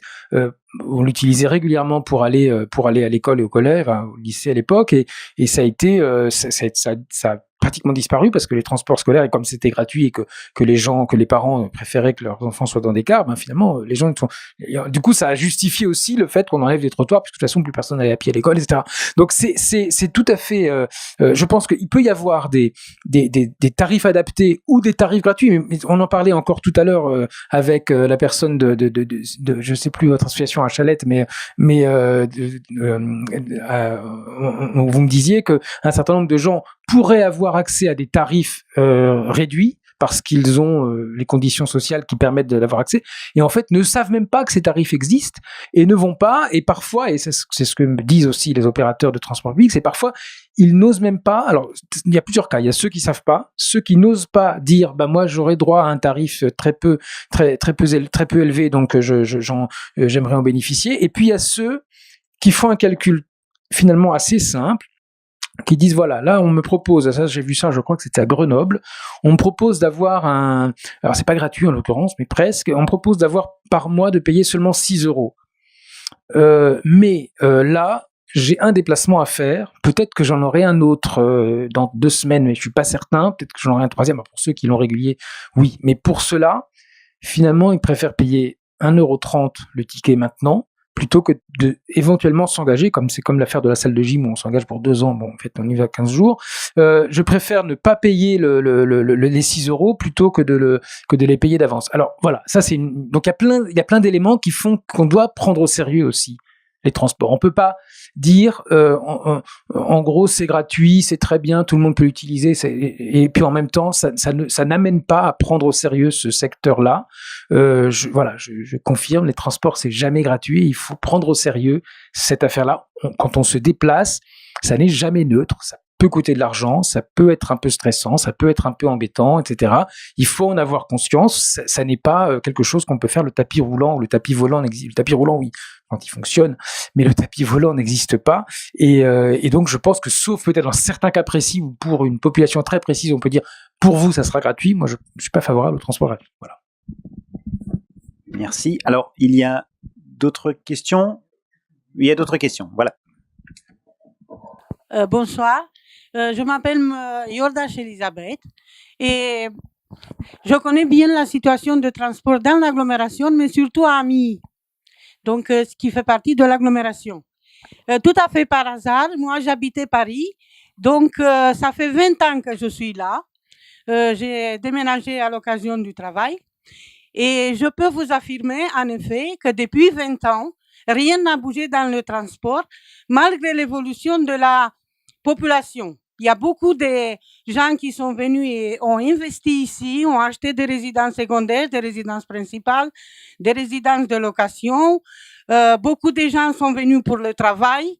Donc, la population a évolué, mais les transports, pour moi, ils n'ont pas bougé, au contraire. Par exemple, aucun bus ne circule après 19 heures. Il y a madame, elle a souligné, il n'y a aucune harmonisation entre les bus. Ça m'arrive des fois, ça m'arrivait parce que maintenant je suis à la retraite, ça m'arrivait des fois de venir de Paris, d'attendre une demi-heure le bus, après venir à Mirabeau et d'attendre encore une demi-heure. Donc un trajet qui dure normalement 5 minutes, dure une demi-heure, plus les bagages, etc. Il y a 20 ans, j'étais toute seule qui descendait de Paris, peut-être 2 personnes. La dernière année, il y avait 3 wagons qui descendaient. Donc, le monde a évolué et les gens ils sont obligés de se déplacer pour le travail. Quoi qu'il en soit, Montargis, pour moi, je le vois comme Parisienne et Montargis, c'est une ville enclavée. Et ça, c'est volontairement par les élus. J'ai discuté avec les élus. Au départ, je me suis dit peut-être ils ne s'aperçoivent pas, etc. Parce que tout le monde ici a peur des Parisiens, d'être envahis par les Parisiens. Mais de toute façon, ils sont envahis et ils sont bien contents quand les Parisiens viennent ici investir, consommer, etc. Mais jamais ils ne pensent à leurs besoins. Donc, je pense que le problème principal de Montargis, c'est la gare. Parce que la gare et les transports peuvent être la base d'un développement économique. Parce que c'est impossible de se déplacer à Paris par la voiture. On a tout essayé. Il y a des gens qui travaillent sur Paris, de plus en plus, beaucoup d'artisans, et ils sont obligés de partir à 4h30 ou 5h. Pourquoi? Parce que les trains sont trop chers. Et j'arrive au prix, tout le monde sait, mais je ne sais pas si vous le savez, qu'il y a une carte Navigo qui s'appelle à Paris et qui coûte 75 €, maintenant 73 €, jusqu'à soupe. Donc, cet abonnement, c'est mensuel, donc par mois, 73 par mois, certainement que vous êtes au courant. Et que de soupe jusqu'à Montargis, il sont 20 km. Et que les élus ici auraient pu négocier avec Madame Valérie Pécresse, qui est la présidente de la région parisienne, de prolonger cette carte de Navigo. Beaucoup de villes l'ont fait, même plus loin de 20 km. Même si le Navigo, ça coûte plus cher. Disons 100 € au lieu de 75, je pense que tout le monde aurait été content. Parce que le comble, c'est que tous les heures, il y a un train qui vient de Paris à Montargis. Donc le train, il vient à Montargis, il s'arrête à Montargis, mais le Navigo s'arrête à Soupe. Donc, deuxième, la gare, elle n'est pas adaptée ni aux handicapés, ni aux personnes âgées, ni aux personnes... je ne sais pas, il y a beaucoup de personnes qui viennent et qui ne peuvent pas avoir accès. Donc, pour moi, la gare, en plus, il n'y a pas de sécurité, il n'y a personne quand on y va, c'est assez sinistre, elle est sale. Donc, pour moi, c'est un investissement prioritaire. Ensuite, les bus ne desservent pas, je souligne, que les bus ne desservent jamais des équipements indispensables pour le service public. Madame, elle a cité l'hôpital. Même si on a une voiture, si quelqu'un qui conduit la voiture tombe malade, sa femme, elle doit passer par Mirabeau et pour aller à l'hôpital. Donc, ça fait 2 heures de trajet aller, 2 heures retour, à peu près une demi-journée. Donc, l'hôpital, pour moi, c'est vraiment très important, surtout que l'hôpital, il est à Ami. Mais pour aller d'Ami à l'hôpital, il faut passer par Montargis, etc. La piscine, elle n'est pas desservie. Même en partant d'Ami, oui. Ah oui, bien sûr, il faut passer par Mirabeau. Deuxième, la piscine, par exemple. Pour moi, la piscine, c'est un équipement qui est très, très important pour tout le monde. On parle toujours de la santé, etc., le développement, l'entretien. Mais il n'y a pas de bus pour aller à la piscine. Ou si on n'a pas de voiture, on ne peut pas. Donc, tout est conçu, vous avez bien de souligner, je suis d'accord, tout est conçu ici pour la voiture, pour ceux qui ont la voiture. Concernant la gare, pour moi, j'ai beaucoup voyagé, même dans toute l'Europe. Moi, je pense que Montargis, c'est la seule gare où les bus n'y vont pas. Et pourquoi? Moi, je croyais qu'ils ne se rendent pas compte. Et c'est très facile que les bus arrivent. Ça suffit un détour de quelques minutes, par exemple, pour le bus. Non. Il y a un seul bus qui va à la gare. Il est derrière. Et ça, c'est pour protéger les intérêts des taxis. Moi, bien sûr que j'ai essayé de sensibiliser tous les élus, etc. Et il y a un élu, je ne le citerai pas, bien sûr, qui m'a dit, c'est pour protéger les intérêts des taxis. Mais ce n'est pas le même segment. Parce que ceux qui prennent les taxis ne sont pas les mêmes. Et j'ai vu des gens, des stagiaires, des jeunes, etc., avec les bagages qui circulent à pied, qui viennent à la gare. Donc pour moi, ça c'est le premier. Et je n'ai jamais vu en ville où les bus sont interdits de gare. Surtout que cette gare-là dessert tout l'est de Loiret pour aller à Paris. Et donc, Je ne sais pas, est-ce que quelqu'un peut me dire qui est responsable de transport à l'agglomération? Est-ce qu'il y a une élue qui est responsable de transport? Monsieur Schuller, et je finis avec ça, un peu d'humour. Le bus de Amilly 3, il passe à Amilly et il passe dans la zone industrielle pour contourner, mais il ne s'arrête pas à la zone industrielle. Donc, moi, j'ai travaillé 15 ans là-bas et j'ai vu beaucoup de femmes, comme la dame dit, avec le travail flexible, qui sont à pied, ils venaient la nuit, à pied, le matin, beaucoup d'étudiants. Et ils ne s'arrêtent pas parce qu'une étude a dit que ce n'est pas nécessaire, tout le monde a la voiture, etc. Mais le problème, c'est, s'il n'y a pas de bus, les gens se débrouillent, etc. J'ai fini. Merci. Bon, pour ceux qui ne me connaissent pas, je me présente. Gérard Lelièvre, maire de Saint-Maurice-sur-Fessard, petite commune rurale de 1300 habitants, et vice-président à l'Aglo, en charge de l'urbanisme et donc du PLUI, HD, donc habitat et déplacement. Mais bien sûr, c'est pas moi le vice-président des déplacements, vous l'avez dit, c'est Monsieur Schuller. Hein. Mais bon, mais bien sûr, mais non, mais on est tous ensemble, hein, bien sûr. Alors, il a été dit beaucoup de choses. Je tiens à remercier déjà Monsieur Rasbon pour sa conférence, avec des propos très intéressants, hein. Bien sûr, un peu idéaliste, hein, bien sûr, évidemment, parce que ça, nous, tout ce que vous avez évoqué, ben, on en est conscient, mais c'est pas facile de mettre ça en place. Mais il y a des grosses réflexions qui se font autour des déplacements, des pistes cyclables, parce que bien sûr, il y en a. On sait qu'il n'y a pas de continuité. Donc ça, c'est à voir entre les différentes communes. À chaque fois, maintenant qu'il y aura une piste cyclable, il faut s'assurer que la commune d'à côté va assurer la continuité, sinon c'est pas la peine. Il manque effectivement des garages à vélo, parce que c'est bien de faire de se déplacer, mais sécurisé, abrité, pourquoi pas. Il y a beaucoup de choses comme ça. Donc tout ça, on y pense. Alors maintenant, pour les bus, on est tout à fait d'accord qu'avec les liaisons avec les trains, donc ça, c'est sur la planche, c'est évoqué aussi avec la SNCF. Maintenant, pour que la SNCF, la gare, ne soit pas aux normes handicapées, c'est pas l'Aglo, là. Hein. C'est la SNCF. Hein. L'Aglo n'a rien à voir là-dedans. Nous, on est à l'extérieur de la gare. Hein. Donc là, il y a déjà une extension du parking qui va se faire derrière de plus de 80 voitures, parce que si vous allez à la gare, il y a beaucoup de voitures. Là aussi, il y a un problème de stationnement, parce que les gens, bon, ils viennent à la gare très tôt le matin pour certains, tard le soir, effectivement. Alors, il y aura des bus qui vont desservir la gare, mais on ne pourra pas à chaque fois mettre un bus à tous les trains. C'est pas facile. Bon, il faudra regarder où il y a le plus de fréquences. Là aussi, nous avons à Montargis des grands bus. Alors là, il y a une question qui se pose. C'est un coût.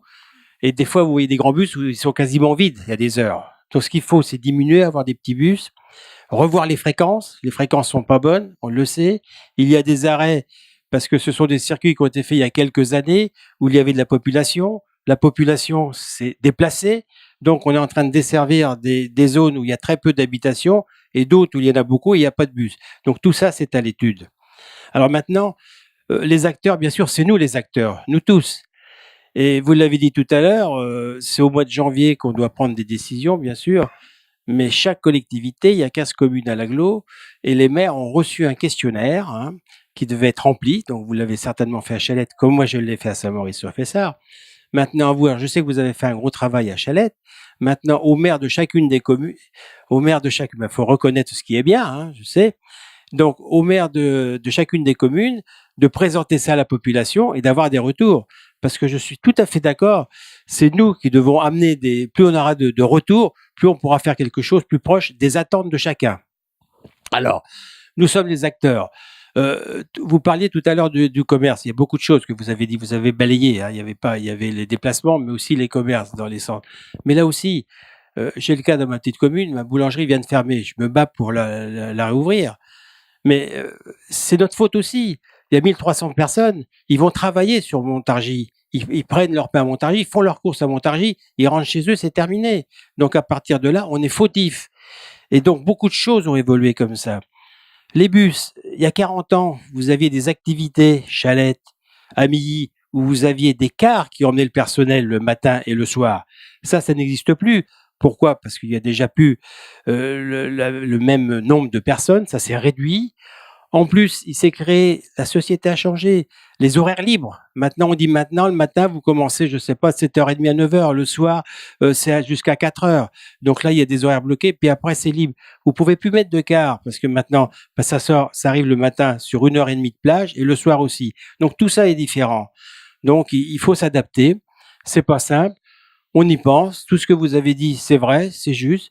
Mais bon, ça aussi, un coût. Ça coûte 3,5 millions à l'agglo. Hein. Le chiffre d'affaires de Keolis, je sais pas, mais ça coûte 3,5 millions à l'agglo. C'est ça qu'il faut. Mais alors, attendez. Bon, il y a une DSP pour dans un an. Donc, ça va être... Quand vous parlez de démocratie participative, que l'ensemble quand même des citoyens soient informés quand même que de ces grands groupes. Mais bien sûr. L'agglomération facilite quand même les tâches. Bon, alors, il y a une DSP qui va être lancée. Maintenant, il y a de la concurrence. La régie, elle n'a pas été... on va en discuter. On en parle de tout ça. Ce n'est pas du tout voté. C'est pour fin 2018. Vous ne pouvez pas parler de DSP si ce n'est pas voté. Ça revient pareil. C'est un service public. On peut le changer. Après, ça peut être privé. Et, oui, ça peut... Oui, mais alors ça, c'est très compliqué. On en discutera, mais c'est très, très compliqué. Alors, même dans les DSP, maintenant, tout à fait, tout à fait. Donc, maintenant, il y a de la... Je suis pas au transport, hein. Alors, je participe. Je vous l'ai dit. On m'a demandé, j'ai reçu et j'ai voulu venir. J'ai voulu justement entendre et j'ai entendu de bonnes choses. C'est très intéressant. C'est pour ça que j'ai voulu venir. Ouais. Bon, il n'y a pas beaucoup d'élus ce soir. Mais oui, mais je sais qu'il est. Est-ce que c'est très. Alors, s'il vous plaît, je voudrais quand même terminer. Oui, monsieur Leyev, terminez, s'il vous plaît. Je voudrais quand même terminer une chose. Terminez. Donc, on est dans le. Oui, donc après, je vais pas monopoliser le micro. On est dans un PLUI HD. Donc, on a fait le diagnostic. Il y a eu des réunions publiques dans 4-5 communes. Maintenant, on est au PADD. Et au PADD, c'est-à-dire pas plus tard depuis il y a 2 semaines. Expliquez les acronymes, pardon, parce que là... Projet d'aménagement, développement... Plan local d'urbanisme intercommunal. Pardon, alors, PLUI HD, plan local d'urbanisme, PLU intercommunal et habitat déplacement. Et le PADD, c'est le projet d'aménagement développement durable. Donc on a fait, c'est dans l'UI ça. Donc on a fait le diagnostic pendant plus d'1 an. Il y a eu des réunions publiques. Et là, on a fait le PADD qui n'est pas validé, qu'on l'a présenté dans 5 réunions, dans différentes communes. Et au plus, donc il y avait de la publicité. Et au plus, on a oscillé entre 6 participants à 22. Hein, je peux vous le dire. À Montargis, il y en a eu 6. Saint-Maurice, on a commencé par Saint-Maurice, peut-être de la chance, il y en a eu 22 ou 23, là un peu plus. Alors vous voyez aussi que les gens ne sont pas beaucoup mobilisés, hein, et pourtant on a fait de la publicité. Donc là aussi, on attend, c'est ce que je dis, c'est nous les acteurs, c'est nous tous, hein, parce que bien sûr on voit des choses, mais on voit pas tout. Et tout ce que vous avez évoqué, on l'a constaté, pour les transports, les liaisons, des fois de Chalette pour aller je ne sais où, il faut 1h30, vous l'avez, puisqu'il faut s'arrêter. C'est inadmissible, ça. Donc après, on prend plus le bus. Mais bien sûr qu'on est d'accord. Il y a beaucoup de choses qui vont pas. Donc je m'arrête là. Hein, voilà. Bonsoir, Maxime d'Aubigny. Donc j'habite à Villemandeur depuis 3 mois. Villemandeur, c'est une petite ville juste à l'ouest de Montargis. Hein. Et je travaille à Gien, qui est à 40 km au sud. Alors, j'ai habité pendant 15 ans à Lyon, et là-bas, j'avais pris le goût au vélo. Sachant que j'habitais dans un quartier qui était relativement mal desservi par les transports en commun, qui était très voiture, quoi, et bon, ça me permettait d'aller beaucoup plus vite en fait à vélo qu'en voiture. Donc j'avais pris le goût au vélo à ce moment-là. Je sais pas si oui. Donc j'ai gardé un peu la volonté en tout cas de poursuivre mes déplacements en vélo ici. Donc pour aller à Gien, évidemment, en vélo, ça fait un peu loin, 40 km. Par contre, il y a la possibilité, évidemment, d'aller à la gare en vélo de Villemandeur, j'en ai pour un quart d'heure, et ensuite de prendre un train pour aller à Gien. Voilà. Sauf que, comme disait Lano tout à l'heure, la gare SNCF de Montargis est très mal desservie. Pour aller à Gien, il y a un train le matin, et puis il y a un train le soir pour rentrer. Voilà. Donc il faut quand même être assez motivé. Pour être honnête, je le fais pas tous les jours. Hein. Malheureusement, je suis contraint de prendre ma voiture pas mal de fois dans la semaine. Le problème de ça, en fait, c'est qu'on rentre un peu dans un cercle vicieux, parce que du coup, les horaires de train ne sont plus adaptés aux utilisateurs. Donc du coup, la SNCF dit, bah regardez, j'ai plus personne dans mes trains, donc je vais réduire les fréquences. Donc on réduit les fréquences, donc il y a encore moins de gens qui le prennent, et ainsi de suite. Voilà, donc du coup ma question c'est comment peut-on influencer les décideurs locaux, que ce soit élus locaux ou SNCF ou responsables de transport, etc., pour montrer quand même qu'il y a des gens qui sont intéressés pour ça, et que si l'offre était meilleure en termes que ce soit de transport SNCF, de bus ou d'aménagement cyclable, etc. Oui, voilà. Enfin, comment faire en fait pour influencer les décideurs de manière à ce que, on rentre dans un cercle vertueux, au contraire, qu'on augmente les fréquences de train, que les gens du coup prennent plus le train, prennent leur vélo parce qu'il y a plus d'aménagement cyclable adapté, etc., etc. Alors à Lyon, j'avais fait une pétition qui avait rassemblé 5000 signatures, qui avait un petit peu fait bouger les choses. Là, il y avait Gérard Collomb qui m'avait répondu qu'il allait faire avancer le sujet quand même. Bon, du coup, Collomb est parti à Paris, moi j'arrive ici, donc je sais pas trop ce que ça a donné maintenant. C'est dans quel quartier de Lyon? Le 5e, c'est les hauteurs de Lyon, Point du Jour, etc., si vous connaissez. Alors je sais pas si c'est la bonne solution, j'en sais rien, mais en tout cas, voilà, je voulais un petit peu avoir votre position par rapport à ça, comment faire avancer les choses, quoi. Cyril Darbier, je suis autocariste transporteur. Donc j'interviens pour la région et je suis aussi sous-traitant du réseau urbain. Effectivement, il y a une DSP qui arrive. Maintenant, il y a eu beaucoup de choses de dites. Je souhaiterais bien préciser les choses. La différence avec la région parisienne, c'est déjà une notion de financement. Le versement transport en région parisienne, toutes les entreprises cotisent et ces financements sont directement orientés pour le STIF, qui s'appelle le syndicat aujourd'hui qui a évolué, je l'ai plus en tête, mais en tout cas, le syndicat des transports d'Île-de-France, le STIF qui finance autocars, autobus, les transports lourds, et ils sont en dehors de la loi d'orientation de transport intérieur qui s'appelle la LOTI, qui est celle qui régit tous les autres transports ailleurs en France. Donc c'est pour l'information des personnes. Et il y a une réelle différence dans le sens où les financements sont beaucoup plus cloisonnés, et on a bien vu cette différence entre la région et l'agglomération.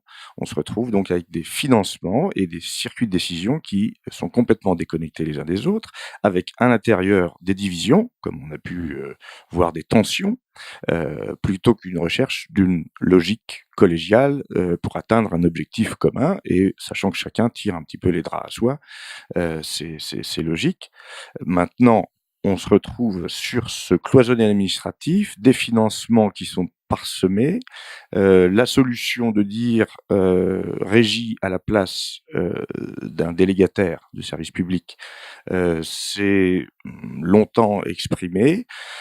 Seulement, l'expertise des gros opérateurs donc ont quand même des connaissances, des expériences, de choses qui ont fonctionné ailleurs et qui peuvent être appliquées ici. Il faut savoir qu'à Montargis, nous sommes un petit laboratoire, je vous le dis, hein, pour Keolis, qui fait pas mal d'expérimentations, qui ne font pas payer et qui vont faire payer dans d'autres villes de France.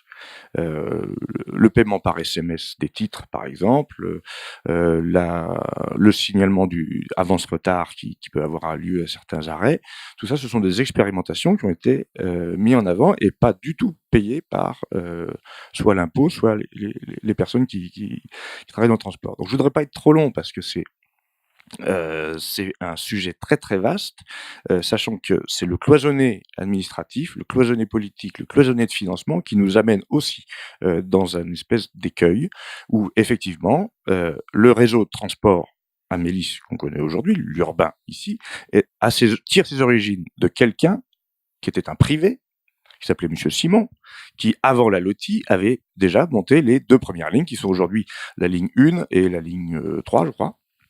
Et c'est lui qui l'a fait. Nous, au niveau des autocars, nous faisions des transports de salariés aux usines que les usines finançaient.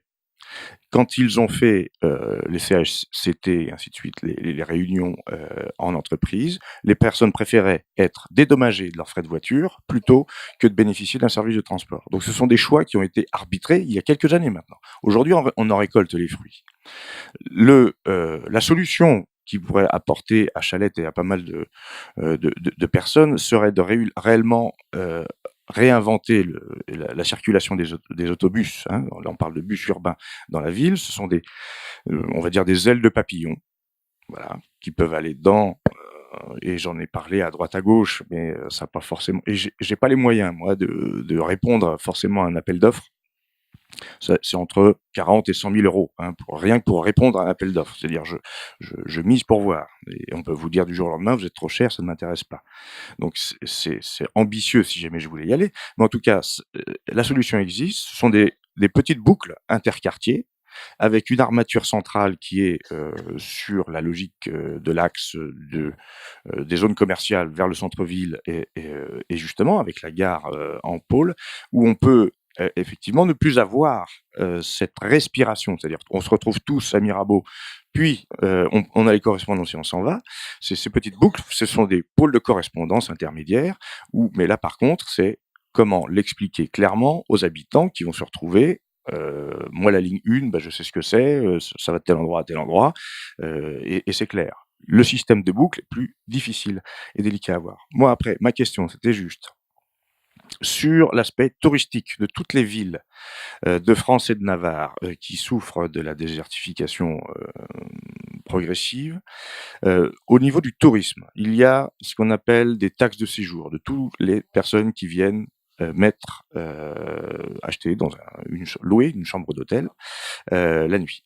C'est complètement opaque ce qui se passe derrière, c'est-à-dire que ces budgets-là ne sont pas alloués à des objectifs premiers qui sont, si on est capable de bien recevoir les touristes, on va être capable aussi de bien donner un service aux habitants du secteur. Donc c'est très très vaste. Je crois qu'une soirée ne suffirait pas. Mais je suis à disposition d'en parler avec qui que ce soit, mais c'est beaucoup plus complexe que se dire il suffirait de mettre ça gratuit, il suffirait non, ce n'est pas le cas. Et la SNCF a sa responsabilité d'avoir effectivement laissé peut-être dépérir les installations. Merci. On a Monsieur Merget, Monsieur Merget, alors moi c'est pas une question qui a déjà été abordée là.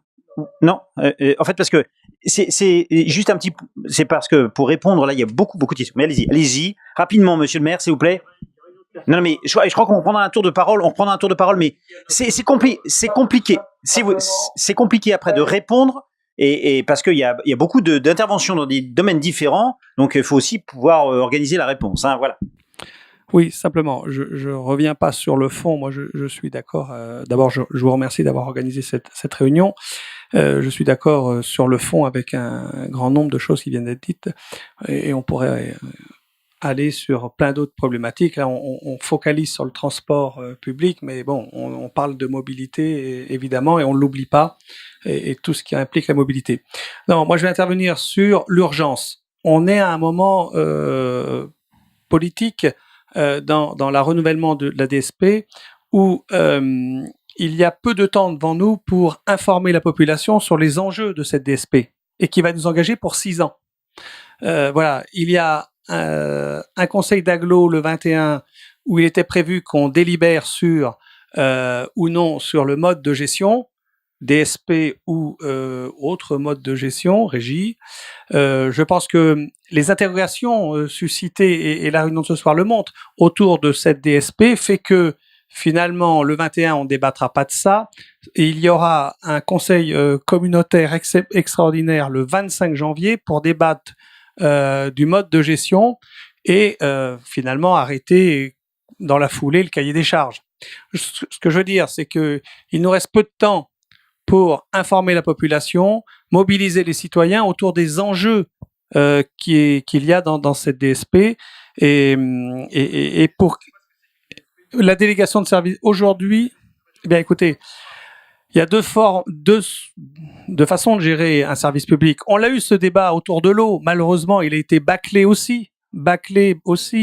C'était l'eau ou le transport. Est-ce qu'on le gère en direct avec les moyens de la collectivité, humains, matériels, financiers, ou on en confie la gestion à un délégataire privé? Voilà. Et en l'occurrence, une DSP comme celle-là, le délégataire amène uniquement un savoir-faire, puisque tous les investissements, quasiment, sont à la charge de l'agglomération, comme dans la DSP de l'eau. Donc, on a peu de temps pour mobiliser et surtout que l'agglo entende ce que veulent les citoyens, ce que veulent les habitants. C'est le sens aussi, c'est la raison pour laquelle on a lancé ces assises, pour écouter non seulement les usagers actuels des bus, mais disons-le, 70% des usagers des bus, c'est un public captif. Les scolaires, les gens qui n'ont pas d'autre solution. Or, nous tous ici, on veut que le bus soit un mode de vie, les transports, pas que le bus, mais toutes les formes de mobilité alternatives à la voiture, ça, c'est un nouveau mode de vie. Et pour remettre la voiture à sa juste place, parce qu'on a construit depuis 50 ans la ville autour de la voiture.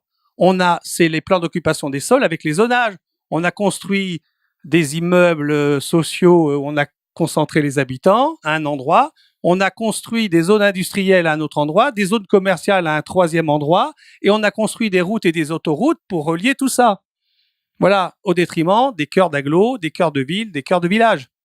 C'est comme ça. Et c'est bien cette logique-là qu'il faut absolument remettre en cause et donc revoir nos modes de consommation, nos modes de production, nos modes de déplacement. Bref, le mode de déplacement, c'est aussi un nouveau mode de vie qu'il faut promouvoir.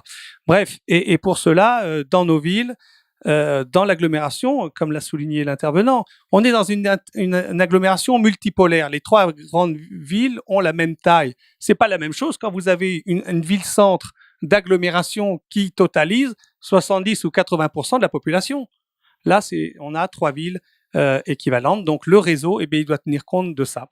On a peu de temps. Moi, je vous invite donc, évidemment, à utiliser votre voix de citoyen et les voix que vous voulez pour continuer à recueillir l'avis des citoyens et la porter à l'agglomération, par exemple le 21 décembre, par exemple le 25 janvier, pour que les élus que nous sommes, Lise Gabriel est là, Monsieur Lelièvre est là, je vais vous dire, on est peu entendu. Et les enjeux, ils sont énormes. L'agglo aujourd'hui, moi j'ai fait un comité de pilotage il y a une semaine, le président de l'agglo aujourd'hui n'est pas décidé à mettre un rond de plus dans cette DSP. Ce qui veut dire qu'on a nos trois lignes. La question de refondre le réseau, il est posé. Faut des moyens matériels, faut des moyens financiers pour développer les réseaux. Sinon, on va se retrouver avec à quelques aménagements marginaux près, avec le même système de bus qui ne répond pas à la demande des citoyens. Donc, on achète à peine un bus par an. On a un réseau qui vieillit. On a 6 bus, 8 bus qu'il n'y a plus qu'à Montargis où ça roule. Rappelez-vous, c'était un peu comme à l'époque où on achetait les bus de la RATP. Hein. Donc, il y a besoin d'investir au moins dans 2 ou 3 bus par an pendant 5 ou 6 ans pour assurer le renouvellement et avoir un réseau moderne avec des bus qui correspondent aussi à l'ensemble des besoins. On n'a pas besoin que des grands bus, on a besoin de petits bus aussi qui répondent à la demande. Et on a besoin, si on veut développer l'usage des transports et tous les usages autour du transport collectif, on a besoin de mettre des moyens. C'est 5, 6, 700 000 euros qu'il faut remettre dans le pot. Et je pense que l'agglo a les moyens de le faire. Ce sont une question de choix politique et sans compter tout l'argent qu'il faut investir à côté pour mettre aux normes et rendre accessibles aux handicapés tous les lieux de transport en commun. Sur la gratuité, moi, j'ai un avis assez différent de l'intervenant. Je pense que la question de la gratuité, il faut la présenter au global. Voilà, il y a les coûts directs et il y a les coûts indirects. Voilà, la gratuité, ça a un coût parce qu'à un moment donné, rien n'est gratuit, ça coûte. Acheter des bus, payer des chauffeurs, faire des aménagements, ça coûte. Mais lorsqu'on doit construire des parkings en centre-ville, ça coûte aussi. Lorsqu'on doit aménager des parkings aériens ou souterrains, ça coûte. Des voiries, ça coûte. La pollution, ça coûte beaucoup plus. Donc, c'est des choix politiques. Et je pense aussi qu'on peut séréniser à un moment donné l'accès au bus. Mais en tout cas, la gratuité, elle ne peut pas fonctionner, ça c'est sûr, en termes d'usage et de pratique, si on gèle le réseau au nom de la gratuité, puisque ça devient gratuit, on a moins d'argent. Donc, on ne fait plus rien. Et c'est sûr que si on fait la gratuité en ne bougeant rien, le réseau est voué à la mort. Donc, non seulement il faut porter des projets ambitieux. La gratuité, elle doit s'accompagner aussi du développement. Donc, il faut des moyens. Voilà. Luc Bellière. Donc, moi, je reviens plutôt au vélo parce que c'est une association de vélo. Donc, revenons au vélo. On a de la chance ici. On a un territoire qui est vraiment sympa pour le vélo, puisque tout le long du canal, c'est très bien fait. C'est un gros avantage. Donc, j'habite Sepois et je peux me rendre à Amilly ou Moulin-Bardin sans voir une voiture. C'est parfait. Le problème, c'est que moi, j'ai mon entreprise à Villemandeur, sur la zone industrielle. Et je peux vous dire que jusqu'à Montargis, c'est parfait. Et après, c'est galère. Parce que la rue du Vieux-Bourg, les voitures, la circulation, etc. Alors, de temps en temps, je bifurque un petit peu. Je vais plus par Durzy. Et puis, je prends les pistes cyclables de Villemandeur. Ah, si. Alors, voilà. Alors, il y en a. Enfin, on peut pas vraiment appeler ça des pistes cyclables. Parce que c'est une ligne de peinture intermittente qui délimite la partie la moins carrossable de la route, qui est réservée au vélo. Et qui est donc très dangereuse. Donc je roule en dehors de la piste cyclable, bien sûr. Voilà, donc c'est bien de vouloir faire des choses, mais faut vraiment les faire, quoi. Faut pas les faire à moitié. Alors bonjour, Marc Monchon. Non, mais il n'y aura pas de réponse. Je répondais à Monsieur Beaumont. La gratuité des transports, oui, c'est un coût. Et la gratuité des transports, c'est des contrôleurs en moins. C'est des chauffeurs qui ne se font plus agresser parce qu'ils doivent faire du contrôle en même temps qu'ils font la montée de bus. Et ils sont uniquement axés sur la conduite des bus. Donc la gratuité, on y gagne en coût d'accident du travail, en coût de contrôle et en coût de billetterie. Parce que la billetterie coûte extrêmement cher. Donc la gratuité du transport, c'est un gain pour tous. Et ce qui permet d'investir en humain, ce qui permet d'investir en moyens matériels. Merci, oui. Je suis désolé, je suis dans l'incapacité absolue de répondre à tout, et tant mieux. Parce que ça veut dire que le débat a commencé. Ça veut dire, et je suis ravi d'être un prétexte, je suis ravi que, plutôt que la réunion que vous avez organisée conjointement soit un prétexte pour qu'il y ait ces discussions, parce que très franchement, je suis pas compétent pour tout. L'autocariste, dont j'ai oublié le nom, a dit des choses tout à fait passionnantes, différentes personnes aussi, les élus aussi. Bon, 2-3 choses quand même que j'ai notées et qui me semblent intéressantes. Alors, il y a d'autres gares, il y a d'autres villes comme ça où la gare n'est pas desservie par les bus. Alors là, j'ai compris qu'il passait derrière quand même, il n'était pas devant. Effectivement, quand je suis passé devant, là, j'ai pas vu de bus, c'est vrai. C'était le cas à Dole, dans le Jura, jusqu'à il y a pas quelques années, il y avait pas les bus n'avaient pas à la gare. Et c'est le cas à Clermont-Ferrand, il y a des bus, mais il n'y a pas le tram. Il y a le tram, mais il va pas jusqu'à la gare. Une chose qui va peut-être vous faire plaisir. C'est un amendement ou une discussion, ou je ne sais pas comment, une contribution qui a été faite par le Parti communiste aux assises de la mobilité qui sont en train de se dérouler, dont la conclusion sera annoncée demain, puisque ça se déroule donc la journée à Paris.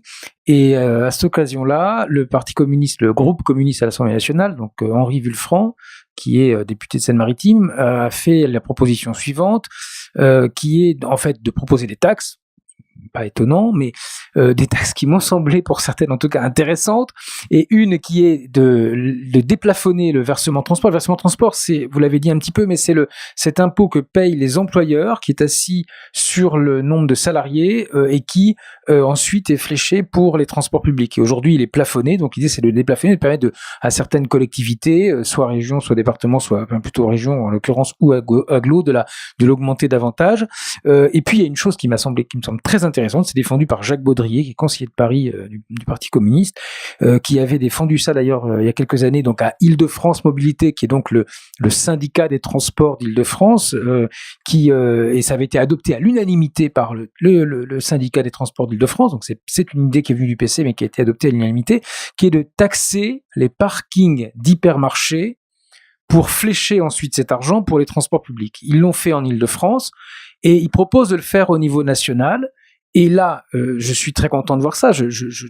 enfin on fait le lien entre la question de l'étalement urbain et la question de la mobilité. Et l'idée, c'est l'argumentaire qui est publié, je l'ai mis sur mon compte Twitter aujourd'hui, mais qui est annoncé par Henri Villefranc, c'est de dire aujourd'hui on a beaucoup de discours dans le cadre des assises de la mobilité, la priorité au transport du quotidien qui a été énoncée par le président de la République, la mise des transports qui le répète régulièrement, etc.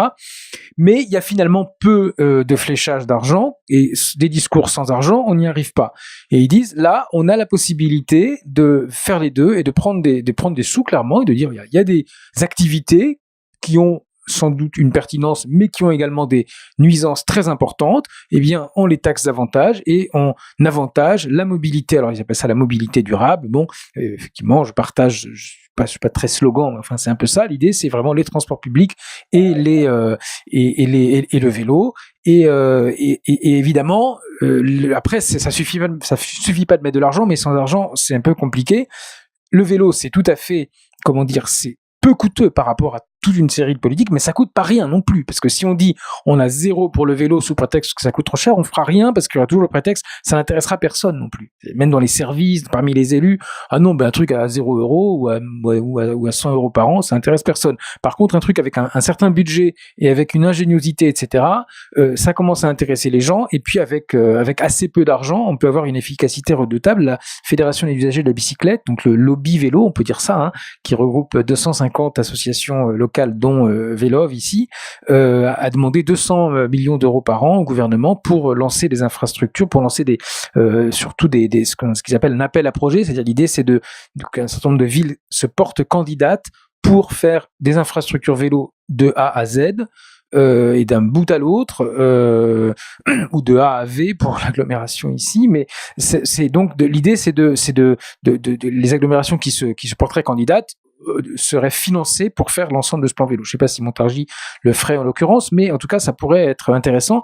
Et alors, il y a une autre chose qui va moins vous faire plaisir, je suis désolé, mais je pense que je vais citer votre phrase, monsieur le maire de Chalette. On a fait du zonage depuis 50 ans, on a fait du tout voiture, il faut revoir nos modes de consommation, nos modes de production, nos modes de déplacement. Je vais dire ça vendredi au maire de Saint-Martin-d'Air, dans l'Isère, qui est de votre parti et qui veut faire un nouveau centre commercial à Saint-Martin-d'Air, alors que l'ensemble de l'agglomération, c'est assez compliqué à Grenoble, mais le maire écolo de Grenoble, les élus de droite de l'agglomération et puis le Front de gauche sont contre, mais le PC est pour et le PS pour l'instant est en train d'hésiter. Donc je vais expliquer que voilà, le maire est pour, mais il est soutenu par les autres. Saint-Martin-d'Air, mais il est soutenu par, vous connaissez sans doute la situation de Grenoble, celui de Fontaine et celui de je sais. D'accord, mais je leur dirai. Oui, mais je leur dirai aussi. Vous avez, oui, c'est très intéressant, mais voilà. Donc je leur dirai aussi, voilà. Je pense qu'il y a simplement, je reviens sur de gratuité aussi. À Sens, dans Lyon, il y avait la gratuité pour les scolaires, mais seulement en période scolaire. C'est logique, on part du principe que ça doit être gratuit pour quand ils vont à l'école. Résultat pratique, dès qu'ils étaient en vacances, ils sont quand même en vacances à certains temps, mais ils prenaient plus le bus parce qu'il fallait payer et que les parents voulaient pas leur. Donc là, ils ont changé ça. Ils ont dit on fait payer les collégiens. Par contre, c'est tout le temps. Ils ont un tarif préférentiel quand même assez bas, mais par contre, ils peuvent le prendre tout le temps. Et donc, ça veut dire qu'ils le prennent, le bus, y compris pour, pendant les vacances, aller faire autre chose, se croiser, etc., etc. Et ça me semble plus intelligent, plus incitatif, parce qu'il faut faire aussi aimer les transports publics et amener les gens à les utiliser, pas seulement pour le travail, à les utiliser, avoir ce réflexe transport public. Merci. Merci. Je voudrais prendre la parole 2-3 minutes pour ne pas conclure. D'abord, j'ai été titillé un petit peu en tant qu'historien. J'ai juste une petite remarque à propos des voies ferrées désaffectées du 19e siècle. Il y a une chose qu'on a oubliée à propos du 19e siècle, c'est le prof d'histoire géo qui parle, c'est que au moment où on a développé les voies ferrées, on a tué la marine. C'est-à-dire la marine le long des canaux, des voies d'eau, et il y a une activité de marinier qui a disparu. Quand à un moment, on pense le tout voie ferrée, ça peut être aussi, même des fois, on a parlé de voie ferrée électorale. Voilà. On a aussi on a accéléré l'exode rural. Il y a des campagnes qui se sont vidées. Peut-être que ça devait se faire, ça s'est fait plus vite. Mais voilà. À un moment, on pensait de tout voie ferrée. À un moment, on a pensé le tout voiture, etc. J'espère que demain, on va pas penser non plus le tout vélo. Voilà. Donc, on n'est pas dans le tout vélo non plus. On a des choix, et je voudrais réfléchir un petit peu sur la politique, sur les choix qu'on a à faire aujourd'hui, à Montargis comme ailleurs. On a des choix politiques à faire, et ces choix politiques, eh bien, c'est arbitrer sur des contraintes et sur le temps. Et le temps qui, pour certains, nous est compté. Monsieur le maire de Chalette nous a dit, voilà, c'est urgent, c'est maintenant, c'est dans un mois. Et puis, c'est à moyen terme, à long terme, voilà. À chacun de percevoir ces différentes échelles de temps, et pas seulement les échelles de quartier, mais les échelles de temps sur lesquelles on peut s'inscrire, voilà. Je ne veux pas conclure, je veux donc vous inviter à ce que on puisse se retrouver, et pourquoi pas tout de suite maintenant, autour d'un livre qui est là, qui vous attend et qui vous tend les bras si vous voulez l'acheter. Je crois que vous avez peut-être eu un intérêt, voilà, pour l'acheter. Les libraires du Hérisson attendent depuis tout à l'heure et vous le proposent. On peut se retrouver aussi autour d'un verre, parce que la séance aujourd'hui, ça nous a coûté un petit peu aux deux associations. Ce que l'on propose, et puisqu'on utilise gratuitement cette salle, tout simplement, c'est de prendre une consommation au bar qui est à côté, de façon, et puis on peut échanger autour d'un verre, bien sûr, et puis échanger aussi sur ce que l'on veut faire. Pourquoi pas une association, certains ont parlé de pétition, d'autres d'associations, je ne sais pas. Peut-être que, voilà, des choses et des échanges peuvent se faire là, maintenant, puisque le débat a commencé, hein, voilà. Et c'était bien l'objectif, c'est bien pour ça qu'on vous a fait venir. Tu voulais prendre la parole ? Oui. Le président, je ne sais pas s'il est... Oui, parce que du coup, j'ai essayé d'intervenir, mais comme les débats étaient riches, je vous ai laissé parler. Du coup, juste, parce que j'ai entendu du coup toutes vos remarques, ça me faisait penser à un film, justement, puisque comme l'a dit Olivier Rasmont et Paul-Élie Masson, c'est un problème qui n'est pas uniquement local, mais qui est global dans toutes les villes de France, à peu près de taille moyenne ou d'autres. Ça me fait penser au titre d'un film qui est plutôt tourné sur l'agriculture et sur le bio, mais qui est Solution locale pour un désordre global. En fait, le problème est global, mais c'est à nous aussi de trouver la solution au niveau local à ce problème de mobilité. On est bien dans un problème de mobilité au sens large et pas uniquement de transport public, parce que c'est surtout là-dessus qu'on a axé le débat. Mais comme il a été demandé tout à l'heure, qui est l'organisme à qui il faut s'adresser en question en matière de transport? C'est l'agglomération, mais à partir du 1er janvier, ce ne sera pas uniquement en matière de transport, en matière de mobilité, puisqu'on passe d'une autorité organisatrice des transports à une autorité organisatrice des mobilités au sens large, donc y compris les mobilités douces, piétons, cycles, personnes à mobilité réduite, etc., etc. On a parlé des discontinuités cyclables, on a parlé des discontinuités pour les piétons, mais aussi pour les bus. Le problème que, voilà, le bus dessert pas forcément la gare, ou alors le problème aussi pour ceux qui ne sont pas du coin, je pense à Olivier Rasmont, c'est que le bus qui dessert la gare dessert aussi l'hôpital, et que du coup, quand on est à la gare, si c'est la ligne qui va après l'hôpital, faut attendre celui qui va dans l'autre sens pour aller en ville. Et ça, c'est dû au point de rupture, parce que les points de rupture, c'est quoi finalement? C'est que sur notre territoire, on a principalement nos voies de déplacement qui sont réfléchies sur un axe nord-sud, en fait. Et du coup, on a la vallée du Loing, on a la départementale, on a la voie ferrée. Et du coup, à chaque fois, on a des points de rupture parce que tout est centralisé sur quelques ouvrages, des ponts, généralement. Et du coup, tout passe par ces ponts. Et du coup, la bourg de Chalette est généralement toujours plein aux heures de pointe parce que c'est un des seuls endroits où on peut pas aller de l'est à l'ouest de l'agglomération. Et donc, il est vraiment important qu'on résorbe ces points de rupture, voire qu'on crée de nouveaux points, du coup, de traversée de toutes ces zones blanches pour l'instant.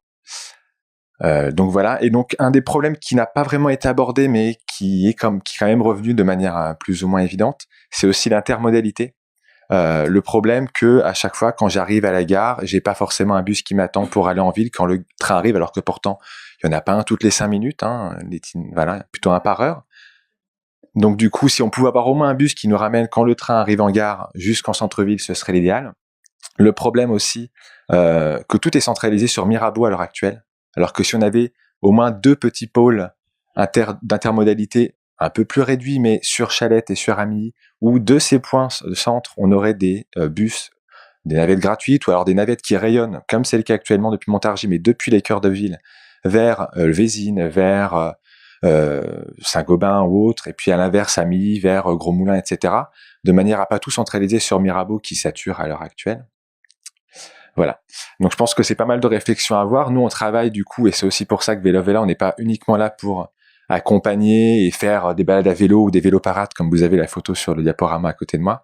On est là aussi pour accompagner les élus, et c'est pour ça qu'on travaille aussi avec l'agglomération sur le PLU-IHD, plan local d'urbanisme intercommunal, le plan local de l'habitat et de déplacement, maintenant on le connaît, ou sur le PAD, le projet d'aménagement de développement durable, pour lequel on a rédigé un document de 30 pages qu'on peut pas rendre public pour l'instant parce qu'il révèle des choses top secrète. Tant que le document ne sera pas rendu public, on ne pourra pas en parler. Mais voilà, il est vraiment important aussi d'accompagner les élus, car nous, on part du principe qu'ils sont tous de bonne volonté. Il n'y a pas forcément de mauvaise foi, même si on pourra en douter quelquefois. Mais voilà, nous, on est là aussi pour les accompagner parce que on a une expertise qu'on estime une expertise d'usage en tant que piéton, en tant que cycliste, en tant que personne à mobilité réduite, que n'ont pas forcément les élus. Donc voilà, c'est pour ça qu'il est vraiment important de dialoguer avec eux et de venir à des réunions comme celle du 18 décembre prochain à Chalette ou à celle d'aujourd'hui. En tout cas, je vous remercie tous d'être venus parce qu'il y a eu beaucoup d'échanges riches et beaucoup d'intervenants, élus, transporteurs, citoyens lambda, citoyens du monde, quoi, et autres personnes associatives. Et c'était vraiment très intéressant. Donc le débat continue en off après et éventuellement à Chalette le 18. Et pour les autres, ça peut être sur les réseaux sociaux ou de manière informelle un peu plus tard. Voilà. Merci en tout cas à tous. Merci.